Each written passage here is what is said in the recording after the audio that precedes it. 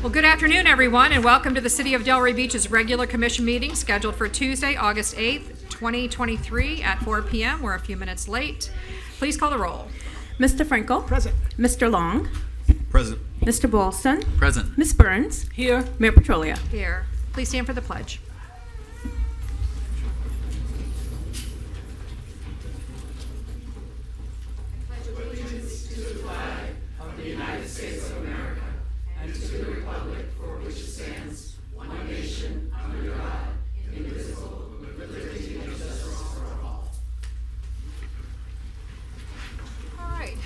We're at agenda approval. Any additions, deletions, or substitutions?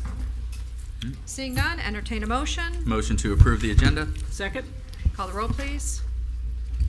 Mr. Long? Yes. Mr. Ballston? Yes. Ms. Burns? Yes. Mayor Petrolia? Yes. Mr. Frankel? Yes.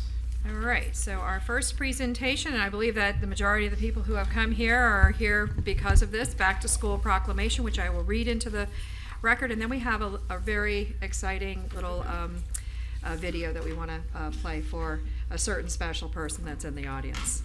All right, so here we go. Whereas the month of August is observed as National Back to School Month, and whereas the City of Delray Beach recognizes and celebrates members, organizations, and institutions in Delray Beach, Florida, who have taken bold action toward progress in education, including the integration of schools to create learning opportunities and access for all students regardless of race, culture, and status. And whereas we honor community members who have taken courageous first steps to end separation and inequality in education and ensure that future generations of students and families are afforded the same opportunities as their counterparts. And whereas we recognize the dedication, resiliency, and collaboration necessary between students, teachers, schools, families, and communities to create safe, equitable, and inclusive learning environments that ensure students are successful in school and thereafter. And whereas the school district of Palm Beach County and the City of Delray Beach continuously collaborate to provide each student, regardless of race, ethnicity, economic status, abilities, national origin, religious affiliation, gender identity, or orientation, access, and opportunities to develop personal, academic, and life skills. And whereas we praise the efforts of our educators and administrators who create lifelong learning experiences that enrich the lives of all children and create environments where physical, emotional, academic, and social needs are met. And whereas the school district of Palm Beach County and the City of Delray Beach collaborate to ensure an educational environment where individuals of all backgrounds and experiences are embraced, affirmed, and inspired. And whereas the City of Delray Beach is committed to supporting equitable and inclusive education systems through its partnerships with local education providers, nonprofits, community-based agencies, and cultural organizations that provide high-quality educational opportunities for residents of diverse backgrounds. Now, therefore, I, Shelley Petrolia, Mayor of the City of Delray Beach, on behalf of the City Commission, do hereby proclaim August 8th as Back to School Day in the City of Delray Beach, Florida, and urge all citizens, schools, businesses, and community organizations to join me in recognizing the value and the need for safe, equitable, and inclusive education opportunities. Thank you, and we're going to now have somebody, Mr. Moore, are you going to address the video? So briefly, we had a nice video presentation produced in recognition of some of the history, milestones, progressive direction offered by certain individuals in our community. And thank you all for attending today's festivities in that regard. And this is appropriate following the proclamation in that we wish to word the proclamation appropriately and recognizing direction and guidance accordingly. So congratulations to all who have played a part in helping Delray Beach advance itself in terms of professional and educational opportunities for all. And therefore, at this time, we'll go ahead and facilitate the video presentation. Representatives from the Department of Information Technology, please cue us up.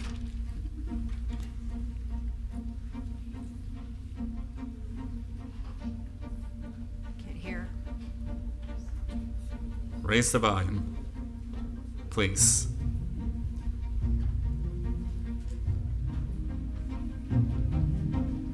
So there was a group out of West Palm Beach who wanted to integrate the schools, but nobody was volunteering. They were going to do what we call freedom of choice, but no blacks were choosing to go to white schools and vice versa. So they remained segregated. So the black community became proactive and sought out kids from West Palm, maybe Lake Worth, and then of course South County. And I didn't realize this, but they came to my dad's house while I was at a football game my 10th grade year, just started my 10th grade year at Carver, to recruit me to be the one that they wanted to encourage to go.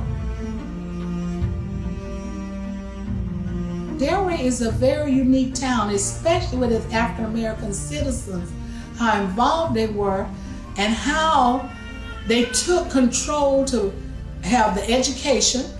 That we were one of the first in the county to have education for their young people. I also recall Mr. Balloon, who was my first principal, told me the story of how the white teachers got a raise and the black teachers didn't. And those teachers got together and hired a young attorney called Thurgood Marshall, and he tried the case, and of course they won. So these are the kinds of things that I think led me as a young person to really reestablish what my dad had taught us and what I had seen in him as a leader in Boynton. And that's how I've lived my life.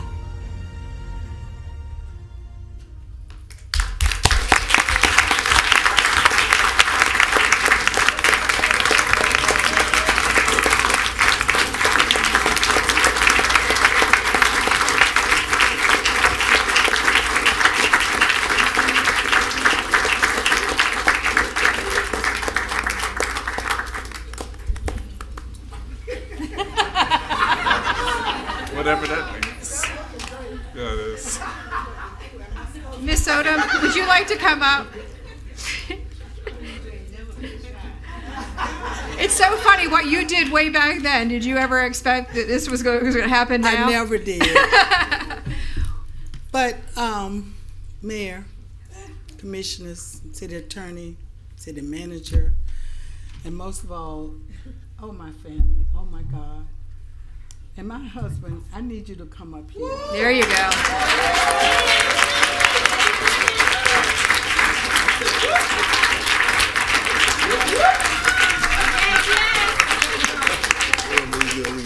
But not for those of you who don't know, we've been together so long, I don't know how to have another man. But he was there the whole time, all of the time. And if I was going to integrate, I said, I'm going to integrate. So I attended everything and had drug him with me. We went to 4 proms. Wow. 2 at Carver, 2 at Seacrest.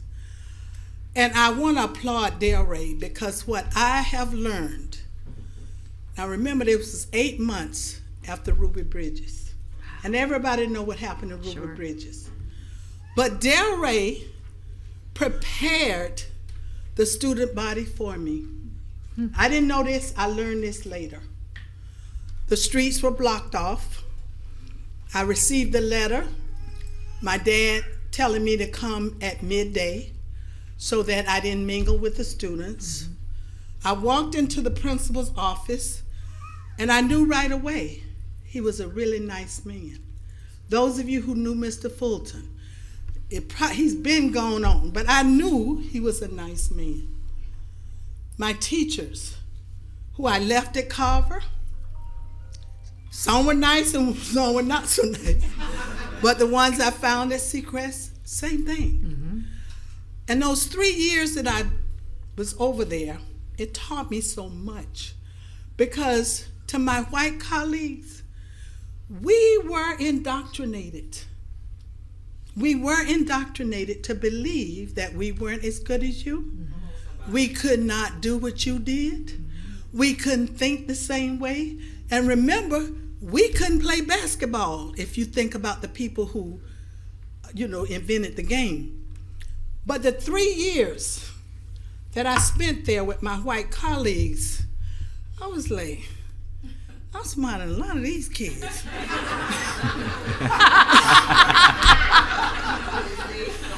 And those of you who know me know I was a very good athlete, because on Thursday you'll see some of the pictures. I was a starting guard for Mr. Pompey in 9th grade.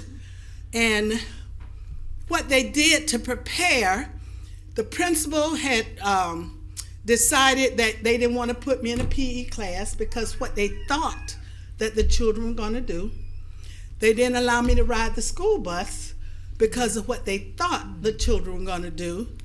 And so he offered for me to use the faculty restrooms, and I refused. I said, I'm going to use the same restroom all the other girls do.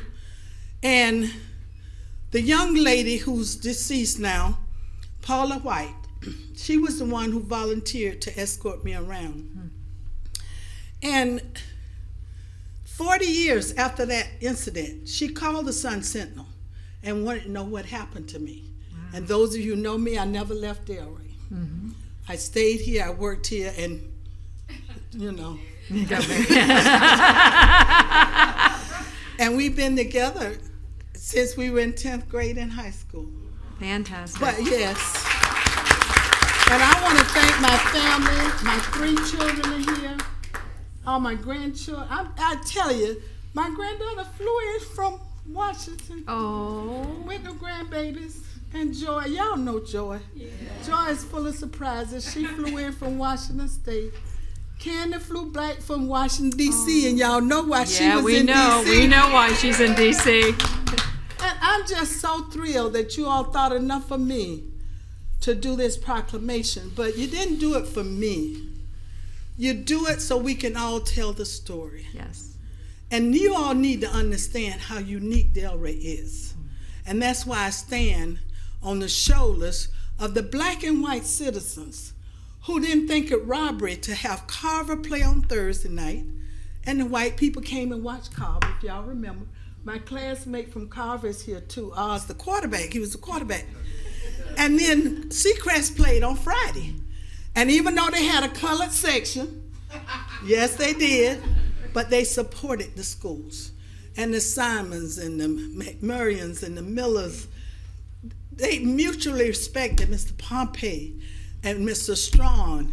And my classmate, he was a senior when I was a sophomore, Kerry Coyne, former fire chief, who sought me out when they did the Strong, we're doing the Strong Memorial. So I tell this story, and all newcomers here, and what I say, ordinary what?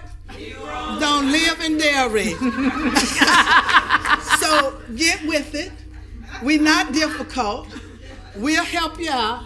Sam, is that right? Where's Sam? He was left out. But anyway, Parks and Rec. But I don't want to go on and on, because you know I can.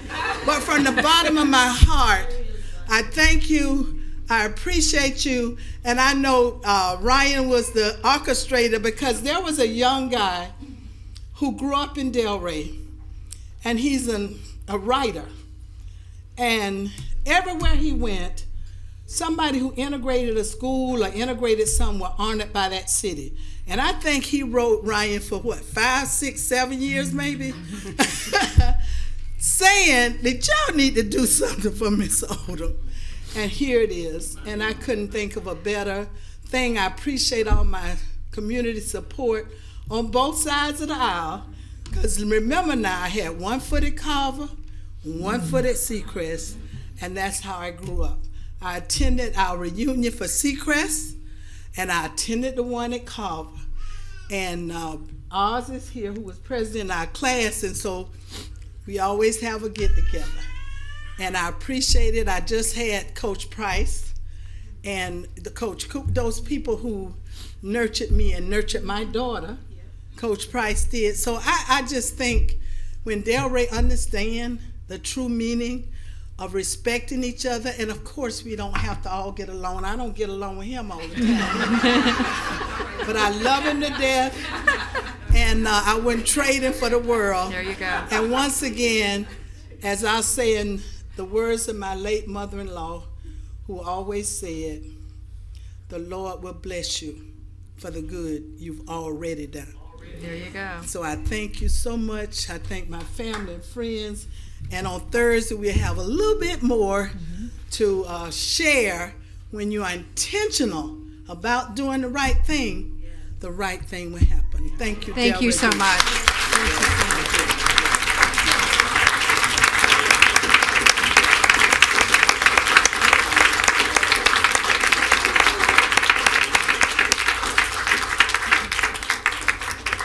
Y'all got a meeting.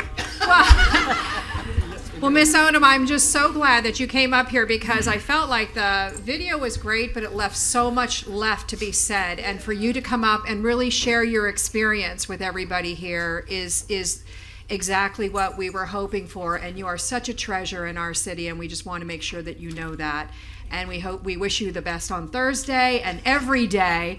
Thank you so much for sharing your story. And it's so important that it's a message that needs to be sent out far and wide, especially in today's climate, which I think we all can agree. Thank you so much. Anyone else? Yes, Vice Mayor. Just because I've been I wanted to call you right away, but just because I've been saving this for a few weeks. The last few commission meetings, I called in because my family and I we were in New Zealand supporting the women's soccer team. And what my son and I like to do when we travel is we like to go to barbershops and get our hair cut. And you learn about the community, the city you're in, and all the things you really should be doing. That's not, found on the internet or in a brochure. And I was talking to a gentleman who played collegiate tennis. And he was actually Australian. Tennis is really big there. And he asked me where I'm from, and I said, Delray Beach, but South Florida. He goes, oh, I know Delray Beach. And of course, what does he ask me? Do you know Coco Gauff? And I said, yeah, kind of, but I'm actually friends with her grandmother. And he said, really? And I said, yeah. He goes, because I've read about her. Think about that. He said, because I've read about her. I'm halfway across the world. And I wanted to call you immediately, but I knew this was coming up, and I'd save it for tonight. But I just want you to think about that. Halfway around the world, in a barber shop, there's an Australian collegiate tennis player that said he read about you.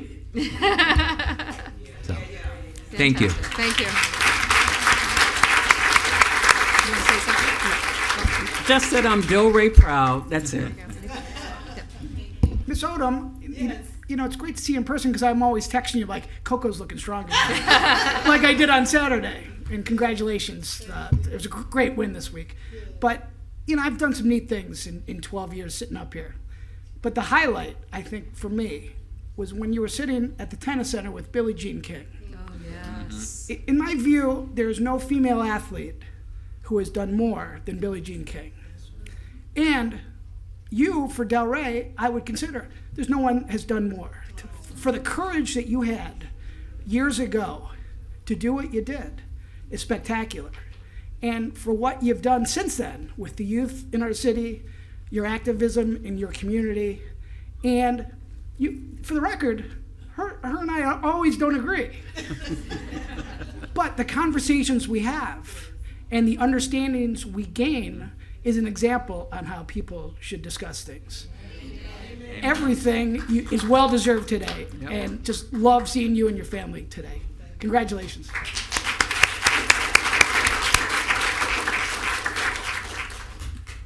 I'll just simply say thank you for everything you do, Miss Odom, and congratulations, and great speech, as always. Okay, I guess we're going to move on with the meeting. So if anybody doesn't want to be here for the meeting, this would be the time to make your exit. I usually stay, but You have people from other areas coming in, yes. All right, so it's very exciting. The next section is our Employee of the Month. And Ms. Lachey will be announcing. Yes. Well, good evening, Mayor and Commission. Lachey King, Human Resources Generalist. So, Ms. Mayor, I have a wonderful presentation for you today. Fantastic. Let's congratulate our Employee of the Month, Kristen Matthew.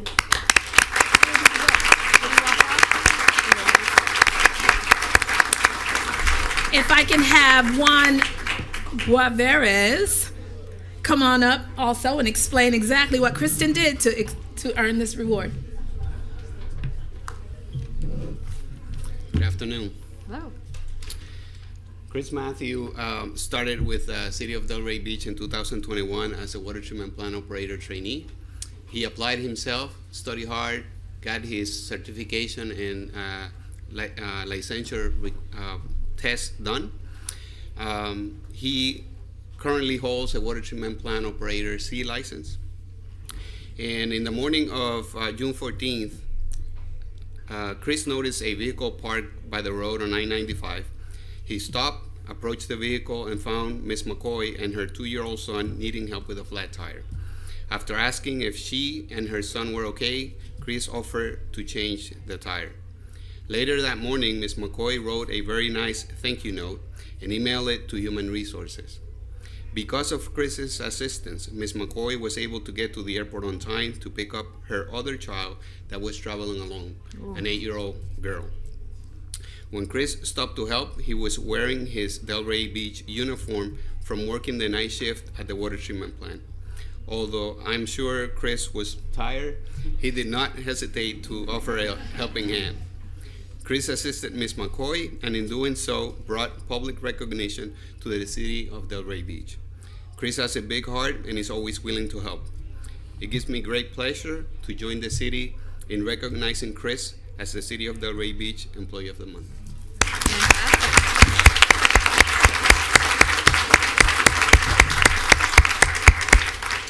So, Crispin, on behalf of this amazing city, we're going to give you this plaque. Isn't it nice? Oh, if that made you excited, guess what else we have? We also have for you a certificate for 8 hours off with pay. And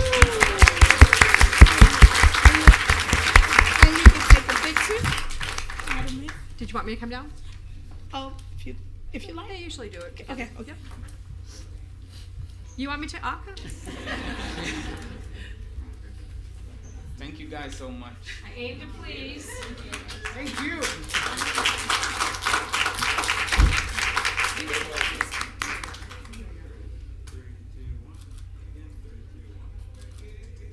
Thank you so much. Appreciate what you do.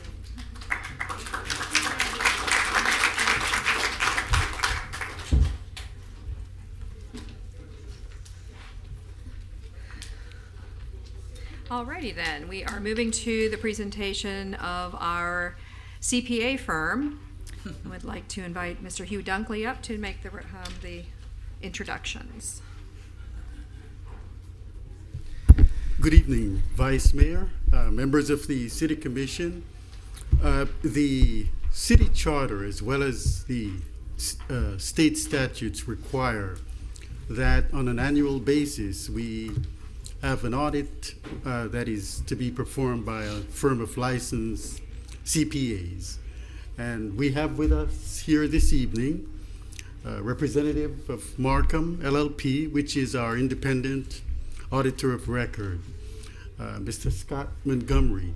I just want to kind of beg of your patience. I would be totally remiss if I didn't recognize members of our finance department, namely our Assistant Finance Director, Ms. Laura Thezine, as well as our Chief Accounting Officer, Ms. Carmen Alleman. And they typically are behind the scenes, but they contribute significantly to us essentially keeping track of the city's funds. And so with that, I just want to thank them on behalf of city management. So without further ado, I just want to introduce you to Mr. Scott Montgomery of Markham LLP. Thanks. Welcome, Mr. Montgomery. Good afternoon, City Commission, Mayor, City Manager, City Attorney, and citizens of Delray. I'm, for the record, Scott Montgomery from Markham LLP.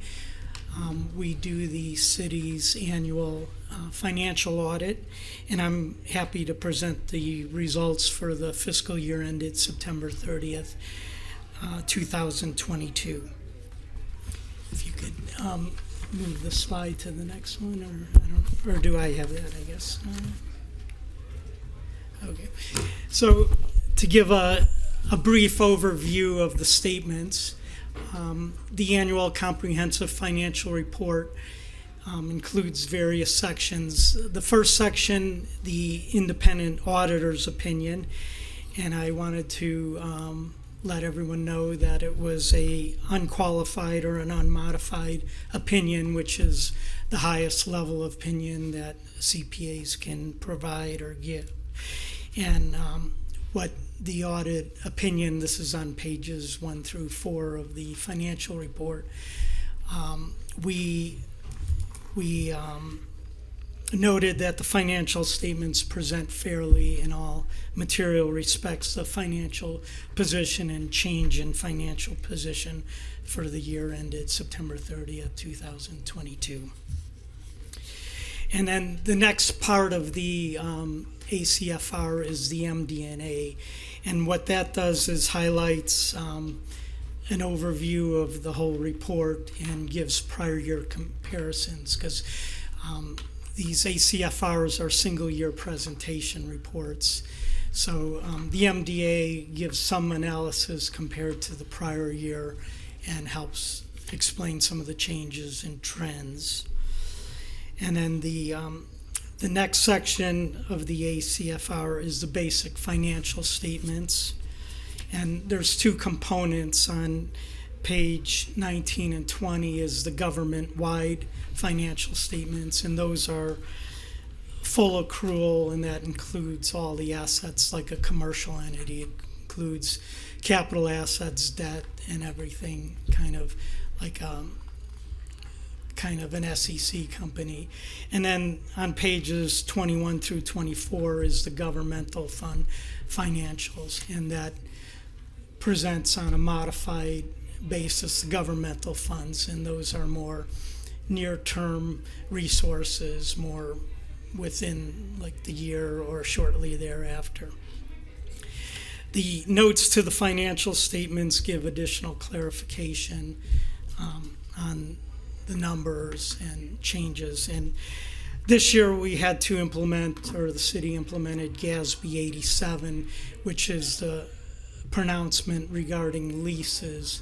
So the city had to determine all their leases, go to all the departments, and that required leases be put on the books as an asset and a corresponding liability, like a right-to-use asset. Previously, leases were just, if they were operating leases, you just pay kind of as like a rental. But the new standard required you measure the leases over the various term and then take the present value of that future lease payments and put it on as a capital asset, like a right-to-use asset, and a corresponding deferred inflow of resources. So that was the one item this year that took quite a bit of work, because you had to analyze all those agreements. And want to thank the accounting staff. They had assistance with an outside vendor, but it made the process real easy to implement and get those transactions recorded. In going through, let me go to the next page here. So on some of the financial highlights, the net assets of the city was $364.1 million, and that's your equity position. And there was an increase of approximately $21.2 million from the previous year. So very strong financial position. Unrestricted net position of the government activities was a deficit of $2.9 million, as compared to a deficit of $27.3 million in the prior year. And business type activities decreased $2.3 million, mostly due to water and sewer and stormwater transfers to governmental activities. At the fund level, the city had total government funds, and this is on page actually 21 through 23, of 147.4 million, an increase of about 10 million. And this was mostly due to the CRA had a very big positive increase in net assets from increase in tax increment revenues, and then also projects that didn't get spent. And then that second bullet, there was 111.5 million of unassigned and assigned fund balance, or 76% of the ending fund balance, and that's available for future spending at the city's discretion. And the breakdown of that below is 51.3 in the general fund, 35.2 in the CRA fund, and 11 million in the special revenue funds and debt service funds, and 14 million in capital project funds. And then for the general fund, they had an unassigned fund balance of 47.7 million, or it represents about 32.5% of the general fund expenditures. And then lastly, the city received 11 million in American Rescue Plan funding in the previous year, and then expended 4.6 in the current year. And that was a major program that was tested in the single audit. And that's reflected in your schedule of expenditures of financial rewards.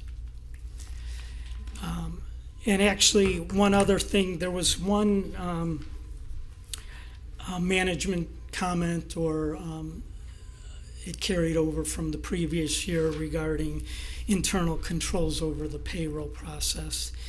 And that we carry that over because it was still being implemented. The city has started a task force, and they've purchased software for a time and attendance system, so that's on board. It affected all the departments, and it's a big project, so getting that all implemented is a big issue. So since this was as of September 30th, 22, that was in the early phases, so I think at the end of September 30th, 23, we can report, hopefully that will be resolved, or a good way through the implementation.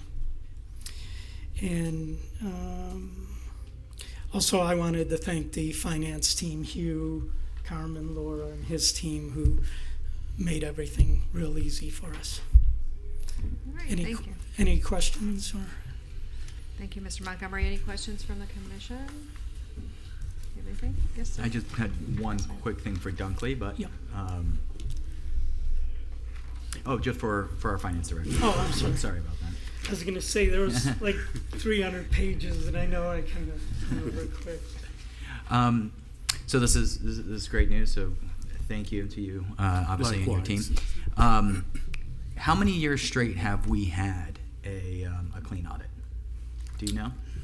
I would say for the better part of it's generally a big plus to have an unqualified. It used to be unqualified, now it's unmodified. I would say since incorporation, at least from my what I've gathered, usually if you have what they call a qualified audit, right, it's usually a significant exception where you have some major weaknesses in your internal control, or your ability to continue as a going concern, or some major earth-shattering issue. However, there are instances in which the auditor, which Mr. Montgomery can attest to, that may make the report qualified. And so the city of Delray Beach has not experienced any of those instances. And so I cannot account for the years which I have not been with the city. But from looking back from being a resident for almost 30 years, I would say that it's been unmodified or unqualified for the better part of those years. And I'm not sure. Yeah, all the opinions have been unqualified or clean opinions for at least the last 10 years. Okay. Great. That's it. Thank you. Any questions, Ms. Burns? All right, thank you very much. We appreciate your Likewise. presentation. Thank you, gentlemen. Okay, moving on to our Downtown Development Authority presentation. Ms. Laura Simon, invite you up. Hello. Good afternoon. Today I have a presentation to share with everyone. I'm Laura Simon with the Downtown Development Authority. Good afternoon, Mayor, Commissioners, City Manager, and Kelly, Attorney Assistant Sardi. switched out. Something changed real quick. I didn't even see that happen. I'm pleased to be here, and first of all, congratulations to Ms. Odom and to the City of Delray Beach for the efforts that we've put forward in the past in the history, and sitting through the 2 o'clock workshop, watching what our community does for everyone is extremely makes me proud to be born and raised here. So thank you. Another long legacy family. So I wanted to take time today. We have, just to share with the community and with the City Commission, the lift that we were given and to bring Old School Square open. And right now I want to share with you the activities that we have been doing since December, end of March. So December 2022 and March when we took over for the entire campus, and then also share with you some of our plans for moving forward. So we started back almost a year ago, it seems, with the conversation to reignite the arts and culture vibrancy within the entire campus, intentionally creating a vision of community gathering place, which is what the intention was with Old School Square in the heart of downtown. And I want to thank, first of all, the City of Delray Beach. The city staff has been amazing to work with. They've done a huge lift, put a lot of work forward. The team has been tremendous to work with on the campus, both prior to coming in and really working with our team to make sure that we're up to speed and continuing working in lockstep to make sure that we're all staying on beat and on working at the same pace. Also, thank you to our board and our team who's been jumped in, and then also to the community who's been reaching out and volunteering and being a huge part of this process too. We said when we took over, we came to this place, we were going to change the narrative. So that was really changing the communication, and a lot of what we were walking into was really sharing with the community what's happening. So created the marketing, reopened the Cornell Museum. We built the team through the transition, and then to fill the gaps, which our big gap was looking at our weekdays and weeknights as well as summer. So changing the narrative, we had some struggles with the website and getting people to the right place. So we created a transition website, which is DelrayOldSchoolSquare.com. Right now it's live. It has everything that's on there is currently happening, both from our plans as well as what the private sector's doing. Created a transition logo, social media channels, and changing the message that Old School Square is open. Some analytics just to share with that website and social media pages. Here you can see the numbers, so it's really a robust effort to really make sure that we're getting the message out there of the activities that are happening and how the people can be involved. The team, Mariska Gatto, with her history of 6 years at the Old School Square as the Cornell Art Museum Operations Director, stepped up, jumped in, and with the experience that we have from the DDA perspective, I having over 30 years of event planning experience in hospitality, Mariska, Suzanne, Danielle, our team really helping to shepherd these programs through the channel and create things, as well as our partners in the community. A lot of volunteers have stepped up to say, hey, I can help with programming, I can help with planning, I can help and volunteer at the museum and docent. So it's been a great effort there. Filling the gaps. So opening the museum right on Atlantic Avenue, wanted to bring that back to life and have currently we operate it 5 days a week.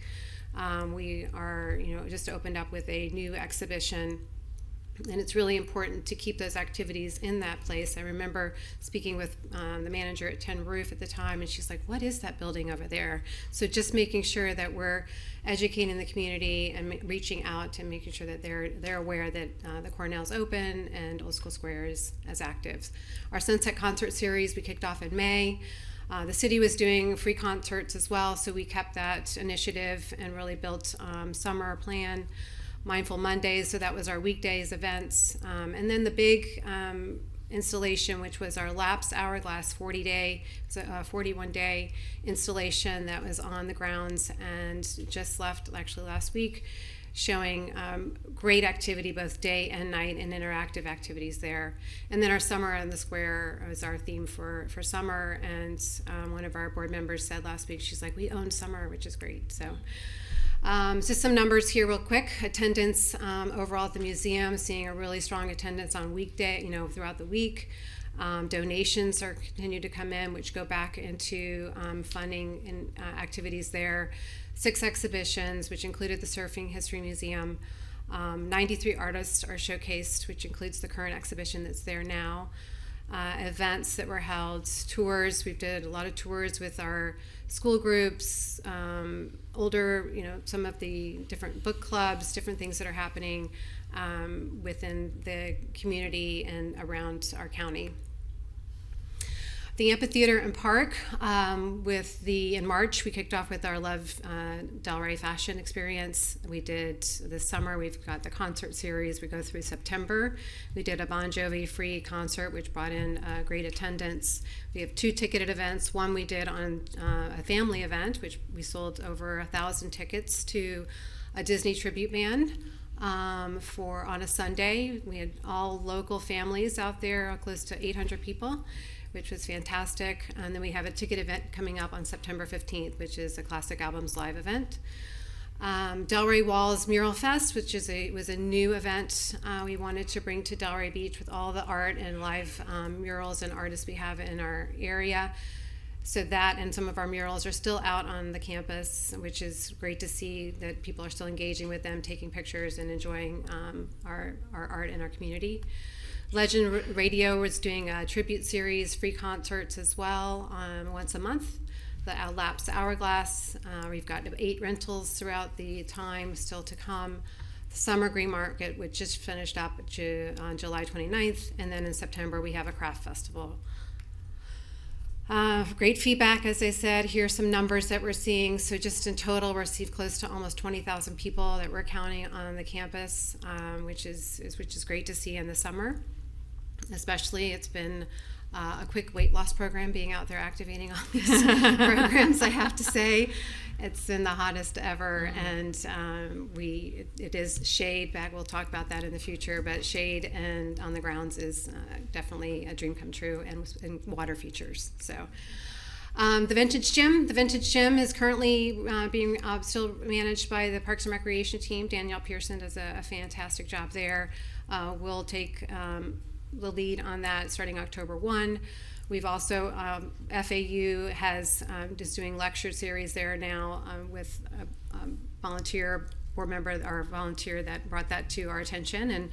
And we have one tomorrow on sea turtles, which is a lecture from the FAU leadership that is there that's giving great. We had one already. It brought about 40 people during the day. So this is a daytime activity, which then they all go to lunch and socialize after, which is great for our downtown. And we've got a lot of programs on the books for rentals. This is a great rental facility that is accessible for our community. And then the Crest Theater building. So the city and Missy's leadership in Public Works has been feverishly working on the theater building to get the renovation completed. I hear good things coming there, so we'll look to see the classrooms in the lobby and everything opening up soon. We celebrate its 100th year in 25, so looking forward to that. And then also fundraising and the programming for the classrooms as we move forward. Just to share some public relations numbers, which is huge for us, 744 placements just starting in April, which is significant. This is all with the work of a local team that we really wanted to really get the story out there. some great coverage throughout the summer just on the programs for Delray Beach, which is great. You know, bringing Old School Square as the hook to bring people into our community is really important. Again, sharing the message, getting the community out to on these publications is really vital.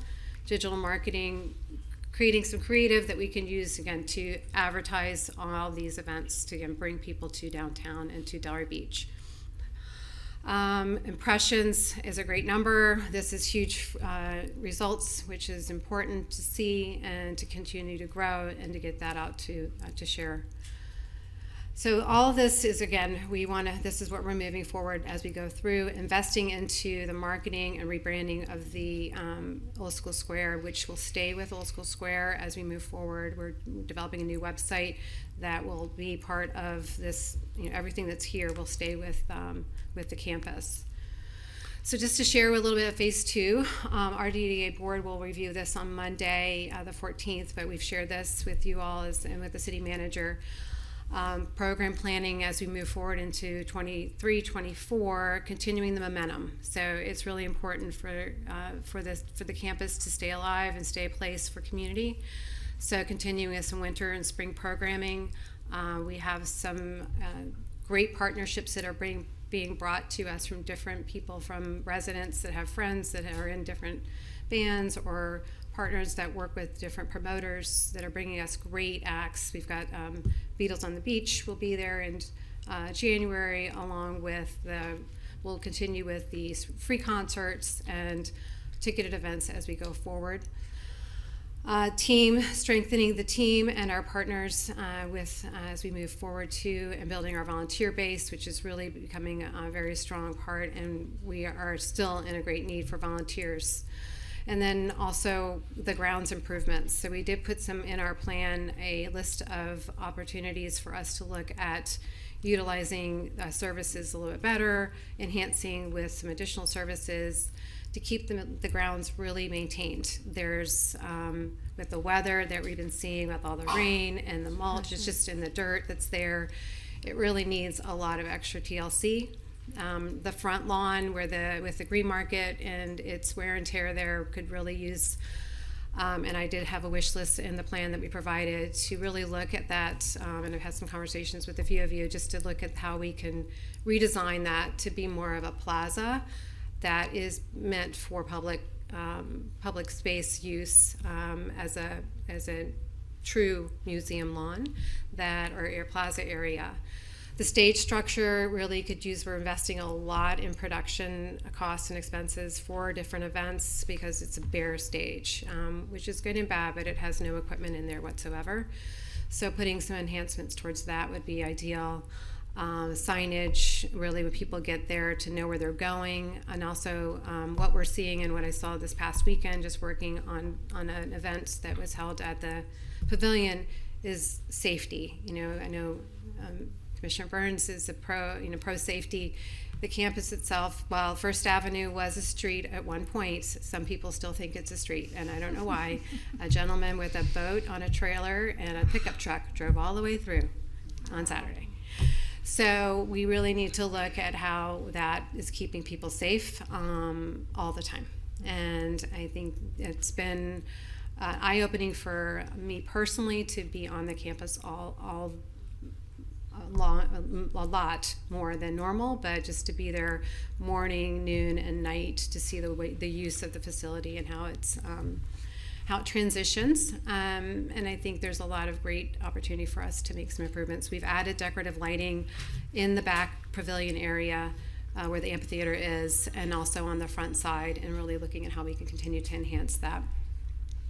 Sponsors and funding, we did put in our opportunity to create more sponsorship opportunities, funding opportunities, donations, rentals, all of that to come as we move forward. Funding here, we just wanted to put in here, so operations, obviously this is really when it comes down to security, administrative, staffing, marketing, communications, Cornell exhibitions and pop-up activations, strategic plan. So last year when we brought this to you, we knew that the campus itself needs a strategic plan overall to set this as a for the future, and really think that would be something to really strongly invest in for the entire campus and how it continues to grow and in its future. And then events and activations, putting dollars there to actually activate. And again, a lot of that is the logistics behind the production expenses, the talent, and all the logistics that go around that. Placemaking, which is grounds, lighting, signage. These grounds mean enhancing what the city is already currently doing with additional maintenance and grounds upkeep. And last, moving forward, we know that we're working, as you know, we looked at this too, the Crest Theater plan and preparations. While that is, you know, still steps away, there's opportunities, but really looking at how we all work together to make the Crest Theater open, operational, and impactful for the community. I look forward, I know we were working with you all on September 7th to have a robust conversation around future of cultural arts in our community. And with that, you know, I know that we've had, our board has had conversations with Old School Square Center for the Arts, as well as other interested parties. So if we could create an opportunity for the Crest Theater and the classrooms and the campus itself to just be a true place for all, I think it would be amazing. And we're really looking forward to this year. It's been a great experience and a huge lift. And this campus is loved by many, so many people. And it is beautiful to see our residents that walk down the street to come to an event and are glad that they're able to do that and to enjoy the space and bring their friends. So we're just really happy. And, you know, we're here, we're open, we're working feverishly to make things happen. Our phones are available if you have questions, concerns, want to see something specific. That's, you know, what we're here to do. So with that, I'm happy to answer any questions. All right, very good. Over to the commission. You want to start? Yes. Vice Mayor? So I would like to start by saying that I think you really are starting to get momentum. Big time. And we knew it wasn't going to happen, you know, overnight. And I know some people were more patient than others, but you know, we know that you were working hard, and I see you out there, physically out there, your team out there, which is a good thing. But it's obviously it's not something that we want to be how that functions. Having the executive director of the DDA actually out there on the weekends. Because it's needed. Like if you'd like to volunteer and that's what you want to do, but obviously that's not how we are going to fill holes. That's not how this is going to be run long term. Right. Mm-hmm. So, in one of the ways is going to be through partners, and whether that's partnerships with some of the Old School Square or some of the other organizations you're having conversations with, or it's partnerships with us so that we can do some of the lifting. And I think the most important thing that I would like to discuss, not today, but I'd like to put on a future agenda to discuss, are the grounds. You and I have talked about that. I went back to the 2017 master plan for Old School Square, and yeah, there were a few elements that were kind of over the top, but you scrape that away, and it's exactly what you're saying the grounds need to be. They need to be areas that are meant to be green and take care of, and then areas that are purposely meant to, you know, hold something like a green market or a craft fair, or to be programmed, right? And then a few elements that bring people there, such as like there was a splash pad type fountain thing that brings people there, especially in these hot months. I think we need to revisit that, even if it's just a stripped down version. And we are prioritizing all the elements that the DDA, after being there and running it for almost a year, says, hey, these are the things that I would do. And I think we need to prioritize that, because this plan has been sitting for a long time and has a lot of good ideas that I'm sure would have helped you today on some of the things that you are trying to do. So that's my goal is, I look how we can be of assistance to continuing that momentum. There's a few different things. I'm sure your work with staff, but as a commission, I think we can get some movement in short-term maintenance needs, such as maybe the stage, lighting, and landscape maintenance, and then some of the long-term needs of getting some of these infrastructure, in place, plans in place. So. Thank you. One thing I wanted to say after listening to the Historic Society, and we talked about it I talked about it with Kent, was the gardens that are at the Historical Society, and looking at including that on the campus in some and as we evolve and bringing that native garden look.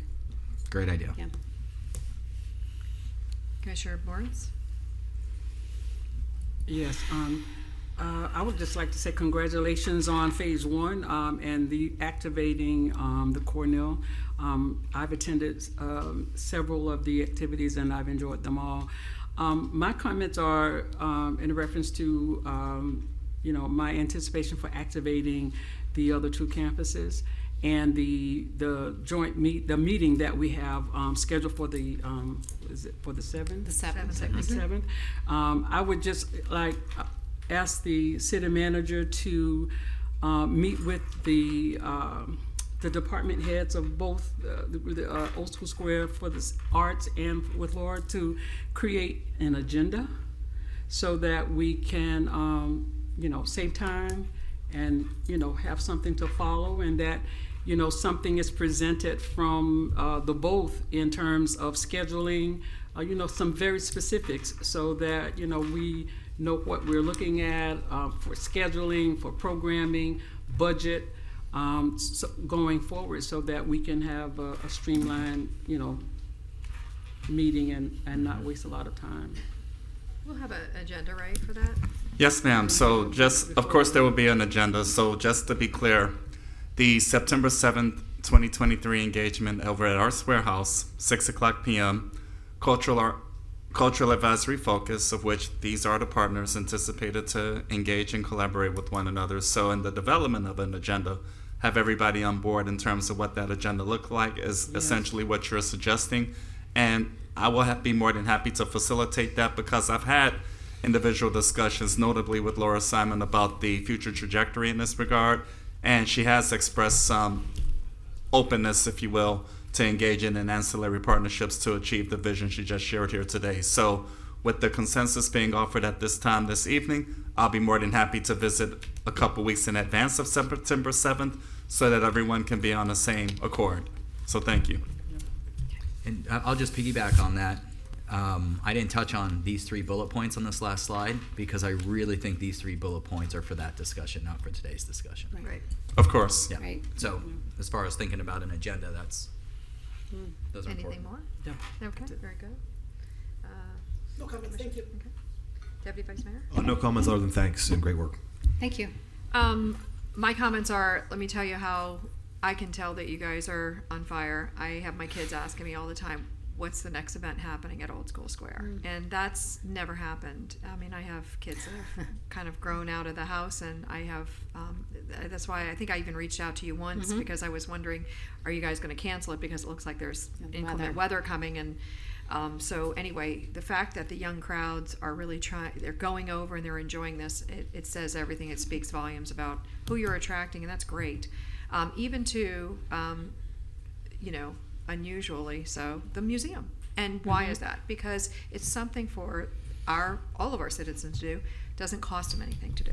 And they can go in there, it's cool, they can see these really interesting exhibits. You guys have knocked it out of the park. Maruska has done a phenomenal job. So kudos to you guys for doing everything you've been doing down there at Old School Square. Love the Mural Fest. I wasn't able to be here, but I thought that was so cool.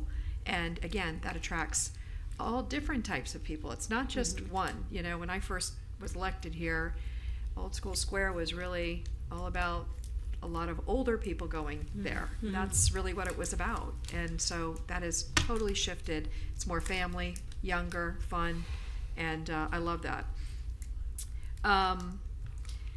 When is the renovations expected to be completed at Crest Theater? Are we looking at a fall date? Are we on that course? Yes, ma'am. And in the meetings I have with everybody involved, I'll talk a little bit about that, but to answer the question as specifically as I can today, next month. In September, we are anticipate being completed. By that time, late September, about early part of October, so we can then begin to explore specific opportunities based on that timeline. I think unfortunately it's late in the time frame because nobody knew when this was going to be able to be opened up to get a lot of scheduling done, but I'm sure there are things that we can actually do to activate that campus in a sequential until we get to it sounds like we could possibly get it really up and running during at least during season, which is fantastic. I think there were just some questions on just renovations finished, but decorating, just, filling in the desks, all the furniture that needs to be put back in there. Yeah.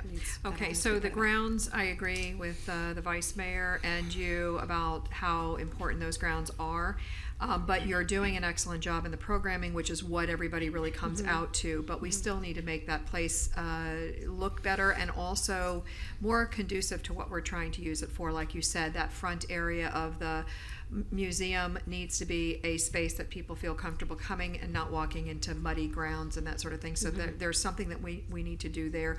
Now, I know that we had 2017 plans, which was done through charretting, and it was kind of over the top. And when they came to the city with this, I think it was 12 million. It was something crazy, and 12 million then was more than it is even. It doesn't even like strike me as being that crazy anymore. But then it was off the charts, and that's when we actually, before I was mayor, made a decision. There was some decisions made to have the CRA start to do more of the funding of these nonprofits, and so there was an actual switch because the CRA was really going higher in their revenues where the city was flatlining at the time, and we were just trying to keep up with just doing the basics around town.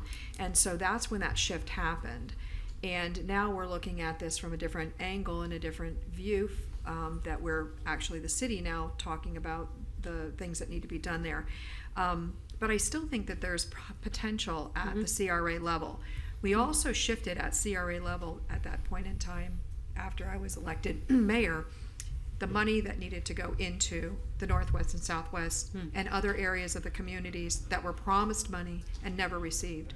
And this, unfortunately, this 2017 timing of the planning was right about that point where we had not really done our investing into the communities that were supposed to be receiving the money from the benefit of a very active and positive CRA. And that's why we made that shift, and we said it's not going to Old School Square, it's going to go to Northwest, Southwest, and also Osceola Park, because those were the promised areas. And so that's why that happened, and you see all the work that's being done in those three areas because the money has been shifted and centered in those areas. But I think it's time to potentially, even we should talk to the CRA people about possibly looking at shifting some of that funds towards the Old School Square campus, because we can, and there is money there, more than there probably will be with as much as we have as far as we're asking for in the budget in this year anyway. Okay.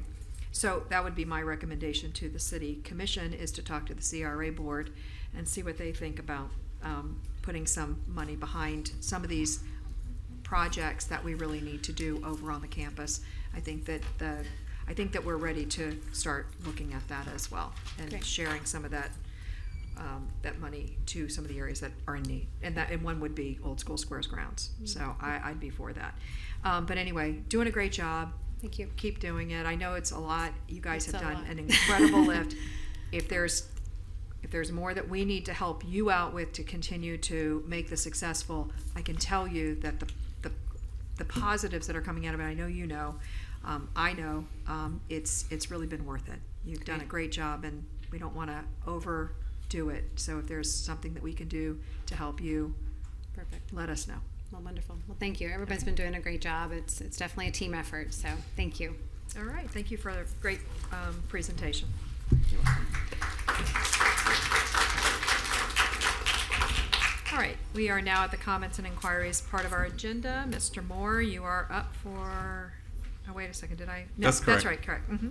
And nothing further at this time. All right. Thank you. So we're going to open up the comments to the public at this point in time. The meeting is now open to the public from anyone wishing to speak on any topic or agenda item, other than a quasi-judicial or a public hearing item, those items will be heard at a later in the meeting. For public comment, please sign in, state your name and address, and for the record, you'll have 3 minutes. Come on up. Mr. Long. George Long, 46 North Swinton. Unpaid and outside analyst of municipal operations. I'd like to give you a little summary of some of the things that I've seen you do. Right, actually. Oh, good. First of all, you have something called My Delray Beach. Yep. It works. I had a personal experience, a broken lid on a fiber optic box. Go to My Delray Beach, report a problem, find the list, sidewalks, hit it on there, and then they send you back your information, what they quote you.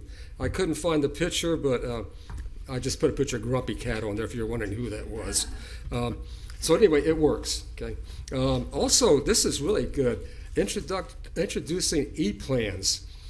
I've seen a lot of permits in one of my lives. I've had a couple different careers, but this is really neat. I promise you it is. Take my word for it. I recently had a roof put on, and I didn't get the permit. Of course, the contractor did, but I was watching how that worked. And they electronically they exchange information when it's time for the dry-in 10-tab thing, which is they don't. I use something else, the membrane, but. That comes in, they show up, do the inspection, and when it comes time for the final inspection, I was watching for the inspector out there, and then I called the roofer and said, "I'll tell you what, I'll call him when they come to do the final." He says, "We're tied into the computer." We'll know when he does the final inspection, and then you get all the copy, all the paperwork and everything. It's really great. Incidentally, I think this has something to do with somebody misunderstood what you guys were talking about last week. I was out in my front yard, a guy came by in a convertible. With the top down and a great big huge harpoon sticking up. Did you guys were talking about swales, right? Mm-hmm. Okay, he thought you were talking about whales. I'm serious. The guy came up and he said, "Ahoy, have you seen the white whale?" And I said, "Good luck with that, because this is not going to turn out good." Thank you. Thank you, Mr. Long. That's a good one. Yes, ma'am.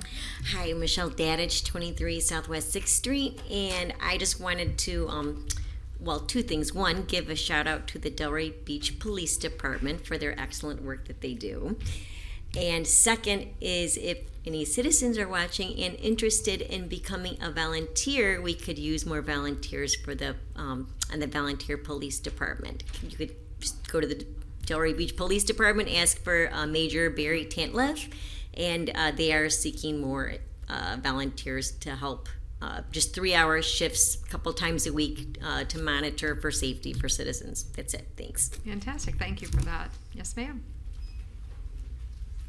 Can I come on? Yes, absolutely. Good afternoon. My name is Jewel Gualiardi-Zellman. I'm the chairman of Fashion Week. Okay, and your address? I live at 1835 Copley Place in Delray, and we're opening up our second office. We have an office in Boca Raton. We're opening up another office at 111 First. I own Zellman Style Interiors, so we're a very high-end interior design firm, and we're going to be bringing that to Delray. So we're very excited about that. I came up just to make really nothing technical, just a thank you. I have been living in Delray for the better part of the last 15 years. I had a very short stint where I had to live during a renovation in Boca. We also had opened up our office over there at the time because a lot of our clients were coming from there. And I really experienced the difference of living in a town like Boca Raton versus a town like Delray, and the lack of diversity and the lack of activity and events and passion while I lived in Boca, and could not wait to come back to the city of Delray because of women like Mrs. Odom, and because of people like Laura Simon and Suzanne Boyd and the DDA and all the efforts from all of the groupings that you have. And I just wanted to say that I love the passion, and I love the fact that there are so many things for us to participate in. My father lives with me. He's 89. And my nephews come and they stay with us.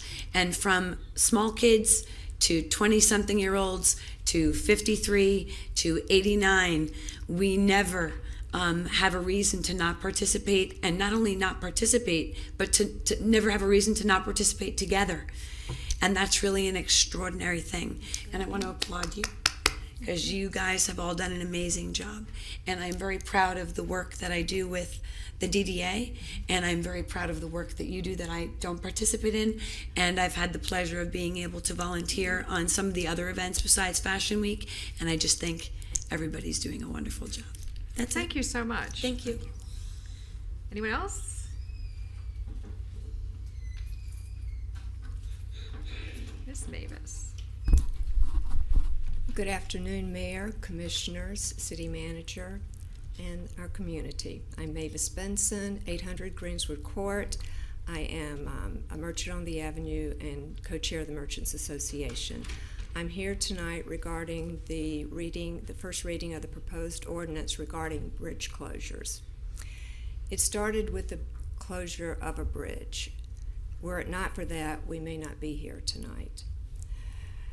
We could cherry pick this and come up with the information that would support either side of the debate regarding bridge closures. And at the end of the day, these are various opinions and perhaps not true data. So we rely on the facts. St. Patrick's, July 4th, and the Holiday Parade are all city events that are truly hometown events. The merchants do understand that while they may not be events that bring shoppers that day, they do provide exposure.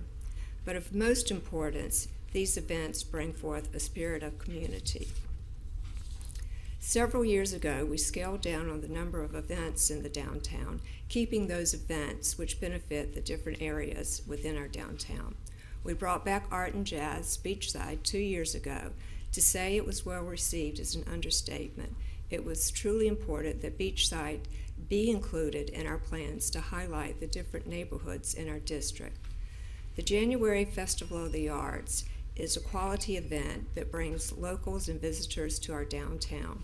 It is well known for being one of the best art festivals that takes place during the winter season of festivals throughout southern Florida. It is operated, to my knowledge, without any safety issues or security issues for 30 years plus. It has a history of being safe and responsible, following the rules, regulations, and guidelines required by the city.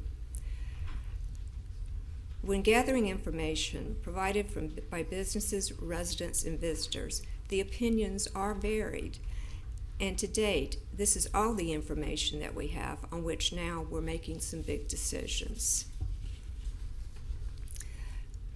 We've spent time through workshops and studies on such issues such as noise and parking, which impact our entire downtown. Perhaps the same should be considered of the ordinance. Before we start carving anything in stone, my ask is that we not make any major changes today. Let the events continue as they are, and could we work together to get accurate data? Also, as Stephanie Emmel mentioned, she said this summer has been a challenge for merchants. So events like the January Affair event and the Delray Affair really did help to pad the bank accounts, if you will, of the merchants. So in a summer as difficult as this one has been, it was a help. So especially the 500 block, they need love. So if we can keep them in the footprint as often as possible, it would be appreciated. Thank you, Mavis. Thank you. Yes, ma'am. Hi. Hi, Mayor. This is How Tina are you, Hutchinson from J&J Seafood. We're located at 634 East Atlantic Avenue in Delray Beach. Yum. Been there 24 years. I am a resident, or not anymore, I'm in Boynton now, but came here in 1977, went to Old School Square, was my elementary school, went to Carver Middle School, so just being here today was such an honor. Wasn't expected, so. But why I'm here is to piggyback on everything Mavis said, and to say that when we first started, the events were in our area. And first night was blocked off in our area, and when that was taken away, it really did impact our business, kind of some things you just grin and bear and carry on. And then Delray Affair, because of the bridge closure, was taken away from us. I thought this year it would be back and the footprint again stayed how it was when the bridge was closed. I'm here in hopes that we can get that back. I know that there was a safety issue, but as Mavis has said, there are other events that block that off, and there seems to be just fine. So hopefully next year the footprint will change. That's all. Thank you. Anyone else? Seeing no one, public comment is closed. Okay, we're at consent agenda. I get a Motion to approve motion, the yeah. consent agenda. Second. Okay, call the roll, please. Mr. Boylston? Yes. Ms. Burns? Yes. Mayor Petrolia? Yes. Mr. Frankel? Yes. Mr. Long? Yes. All right, moving on to 7A, which is approval of resolution 159-23. So this would be,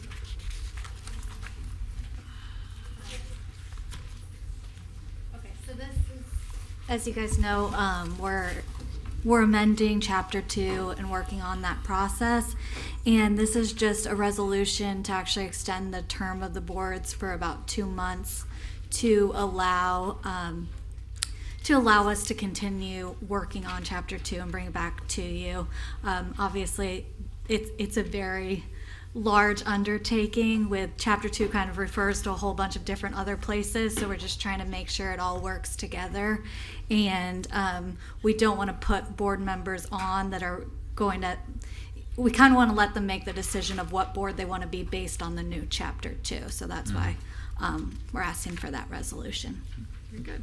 Any questions? Yep. It seems pretty simple, but I did have one question. Ms. Shellen had mentioned to me that one of the board members did not want to be extended for the 60 days. So what's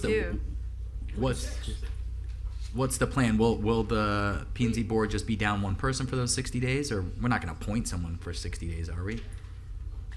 Or are we? I'm actually not positive of that. Maybe Anthea could help with that. She had mentioned it to me, and then after she had left, I went, wait, Yeah, how are we going to deal with how are we that? going to do that? She's back. Thank you. And she's next in. So I asked the city attorney that exact question, which is why I know the answer. Okay. Which is, no, we're just going to work with 6 Okay. for a couple Makes of sense. meetings. Okay. And, I think it was like chop, go faster. Yeah. So, Okay. so All we're right. going as fast as we can. Answer my question. Just want to know that you're prepared, and obviously prepare the board as well, because that'll be important to make sure we have quorum. Definitely. Okay. Very good. Anything else? Okay, entertain a motion. No. Motion to approve 7A. Second. Call the roll. Ms. Burns? Yes. Mayor Petrolia? Yes. Mr. Frankel? Yes. Mr. Long? Yes. Mr. Boylston? Yes.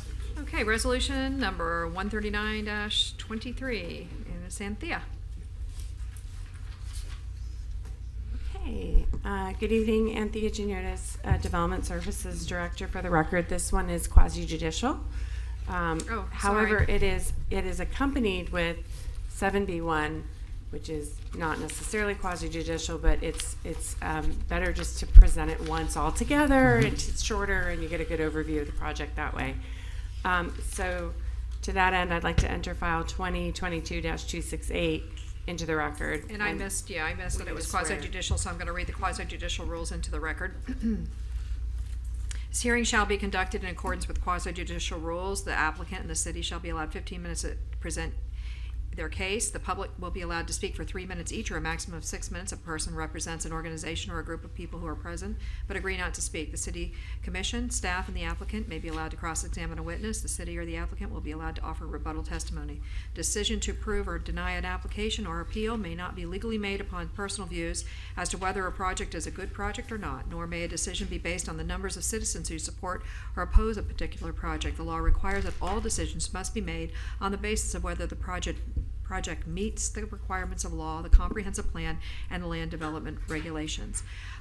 If there's anybody here that's going to be speaking to Resolution 139-23, which is 7B, please stand right now, raise your right hand, and be sworn in.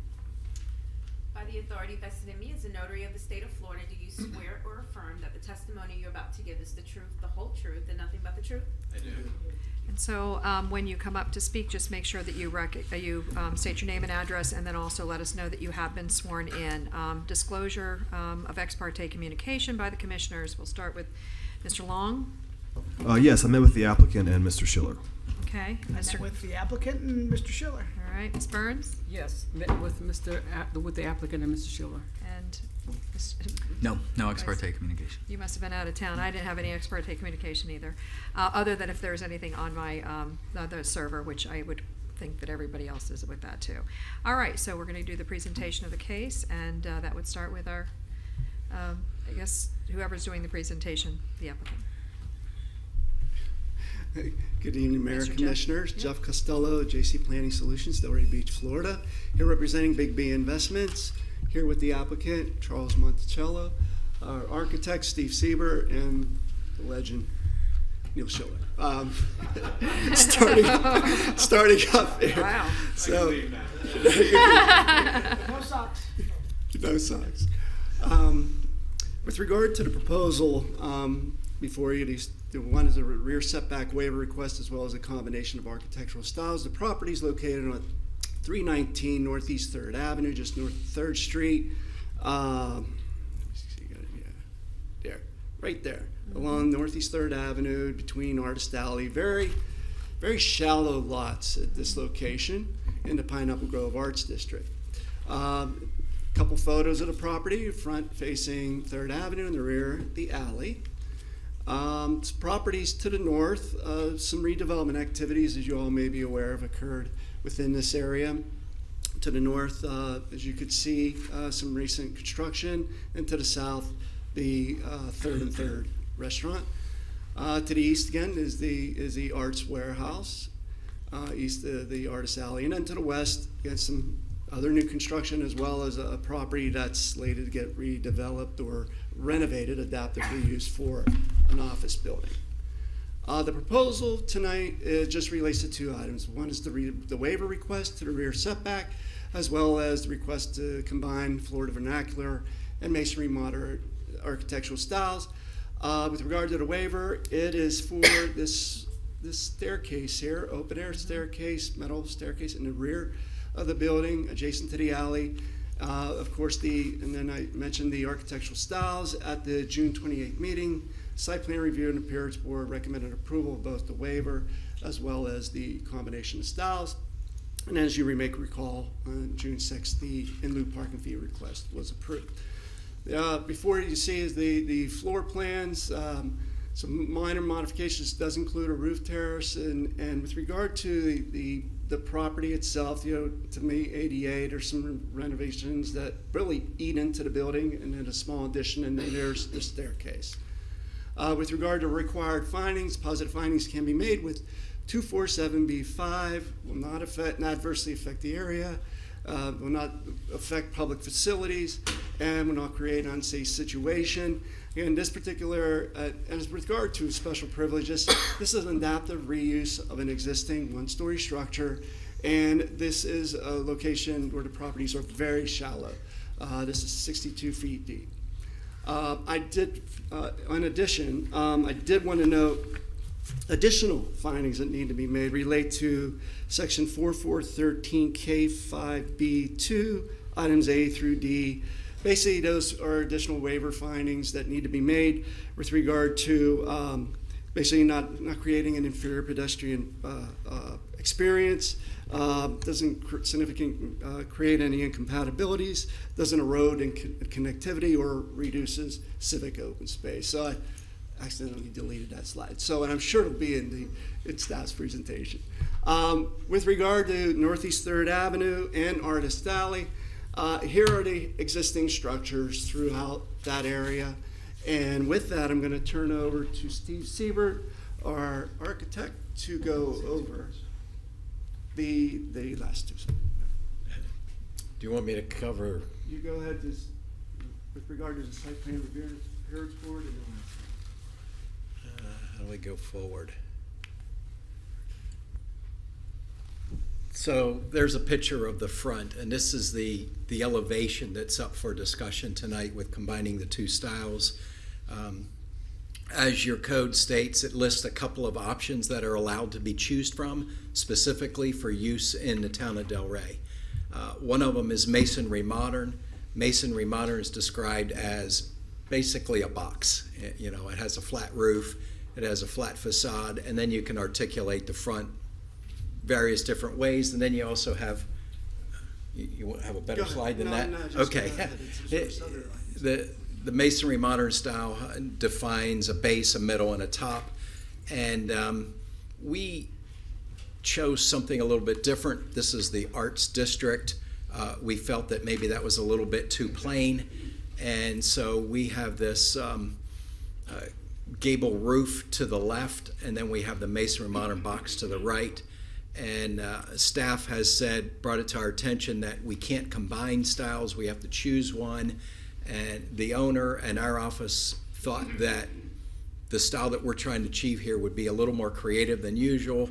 Maybe we can call one this and one that, but it's one project, so we had to come before you to get this special approval for the combining of two styles. And Jeff? to follow up with that, oops, wrong way. Let me jeez, I did it again. I always do this. I'm sorry about that. Okay.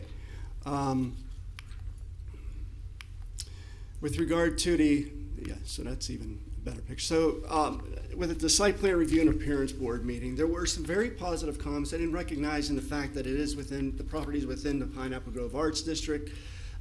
They felt that it was a nice change for the area, breath of fresh air. They didn't object to change in architectural style. Those are just some of the comments that are up on the screen. And like the creativity and the fact that they felt this is an appropriate location.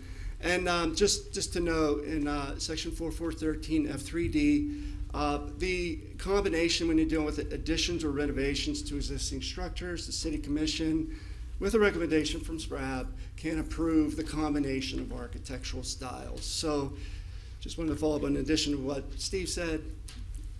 We appreciate your support and approval. Very Thank good. you.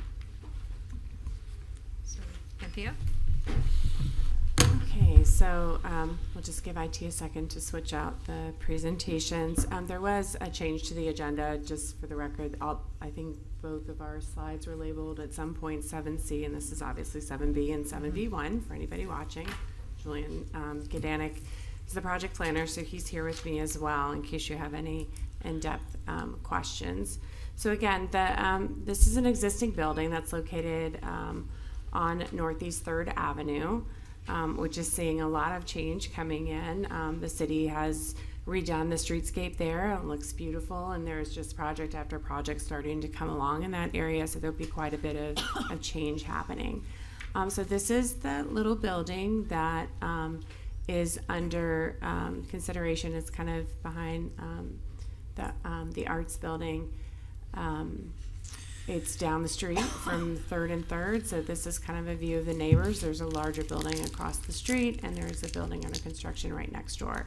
So there are two distinct separate actions that have to be made. One is regarding the rear setback waiver, and the other is the eclectic nature of the architectural style. And for those of you that are new to the commission, ultimately the way that the CBD code is set up is to make it faster and more simple if you follow something that was determined to be generally acceptable for a type of architecture. There was a lot of pushback that happened in the city, I want to say 2014-15, with buildings like Urban Outfitters coming onto the Ave, that the community did not feel suited the image of the Village by the Sea. And so there was a lot of work to define, like, okay, what are we comfortable approving? And at the time, multiple Art Deco buildings had gone through. And so that's where those 7 came from. Now, it does not mean that you cannot do something different. It just means that if you are going to do something different, both SPRAB and Commission have to look at it, which gives the public an extra opportunity to see what's coming in if it's something that's going to depart a little bit. So that's why the architecture is here. The same process took place for the Ray Hotel. But sticking with the with the project itself. So what has happened, and you saw a little bit of this with the in lieu request. The building is being completely renovated. The use is being changed. The change to restaurant requires more parking. So we saw this project initially with the in lieu request that was approved. It's not just changing the use, but then it was activating the top of the building with a rooftop terrace. And so it turns into a restaurant that's a little bit over 2,600 square feet. And then because it goes through a recommendatory board on June 28th, the project, both requests were considered by SPRAB, and they had a unanimous recommendation of approval for the departure. So starting with the back of the building, this is an existing building. And so when we blow it up and we take a look at it, this 10 feet is kind of where the building is now. This is the new stair. The new, it's an outdoor stair, and if you have questions about the stair, Mr. Siebert would be the best person to answer how they're working. Provides access to this new roof terrace. However, this is the alley. It's a shallow lot. Restaurants have a lot happening on them, and those tiny alleys that we have downtown everywhere are workhorses. They're where the trash goes. They're where the mat wash goes. They're where servicing happens. A lot of things are happening in those alleys. So the code requires a 10-foot setback so that you can swing the door open. There's a little bit of room to do some of those things. This building at one point was anticipating sharing its trash area with its neighbors. So they're packing a lot into this tiny little lot. But it's a transformation, and so this is why it's coming before you to weigh. With the stair encroaching, that only leaves 5 feet, so any type of delivery or thing happening in the rear would stop in the alley in order to accomplish it, instead of being able to get out of the way, which is kind of what the 10 feet was required. But again, it is kind of a little unique area in town. They provided a 3-dimensional rendering of what this would look like. It's not a bulky part of the building. That's visually going to be strong. I think some of it is more the functionality in the space that providing that roof access is going to take up. So the waivers, you have to find all of the waivers, which the applicant went over, and I have the 4413K ones, if they were not there before. And so, ultimately, for CBD requirements in terms of whether or not it's going to affect a primary street, it will not, because the waiver is being requested along an alley, so that one's really not an issue. Is it particularly incompatible with nearby neighbors or uses of land? It's not. This area is kind of crunchy to begin with, and there's a larger building coming in next door. I think, is it going to erode the street and sidewalk network or negatively impact adopted bike and ped plans? I think the question is whether the room for the loading of the restaurant might be an issue, and that's something you should consider.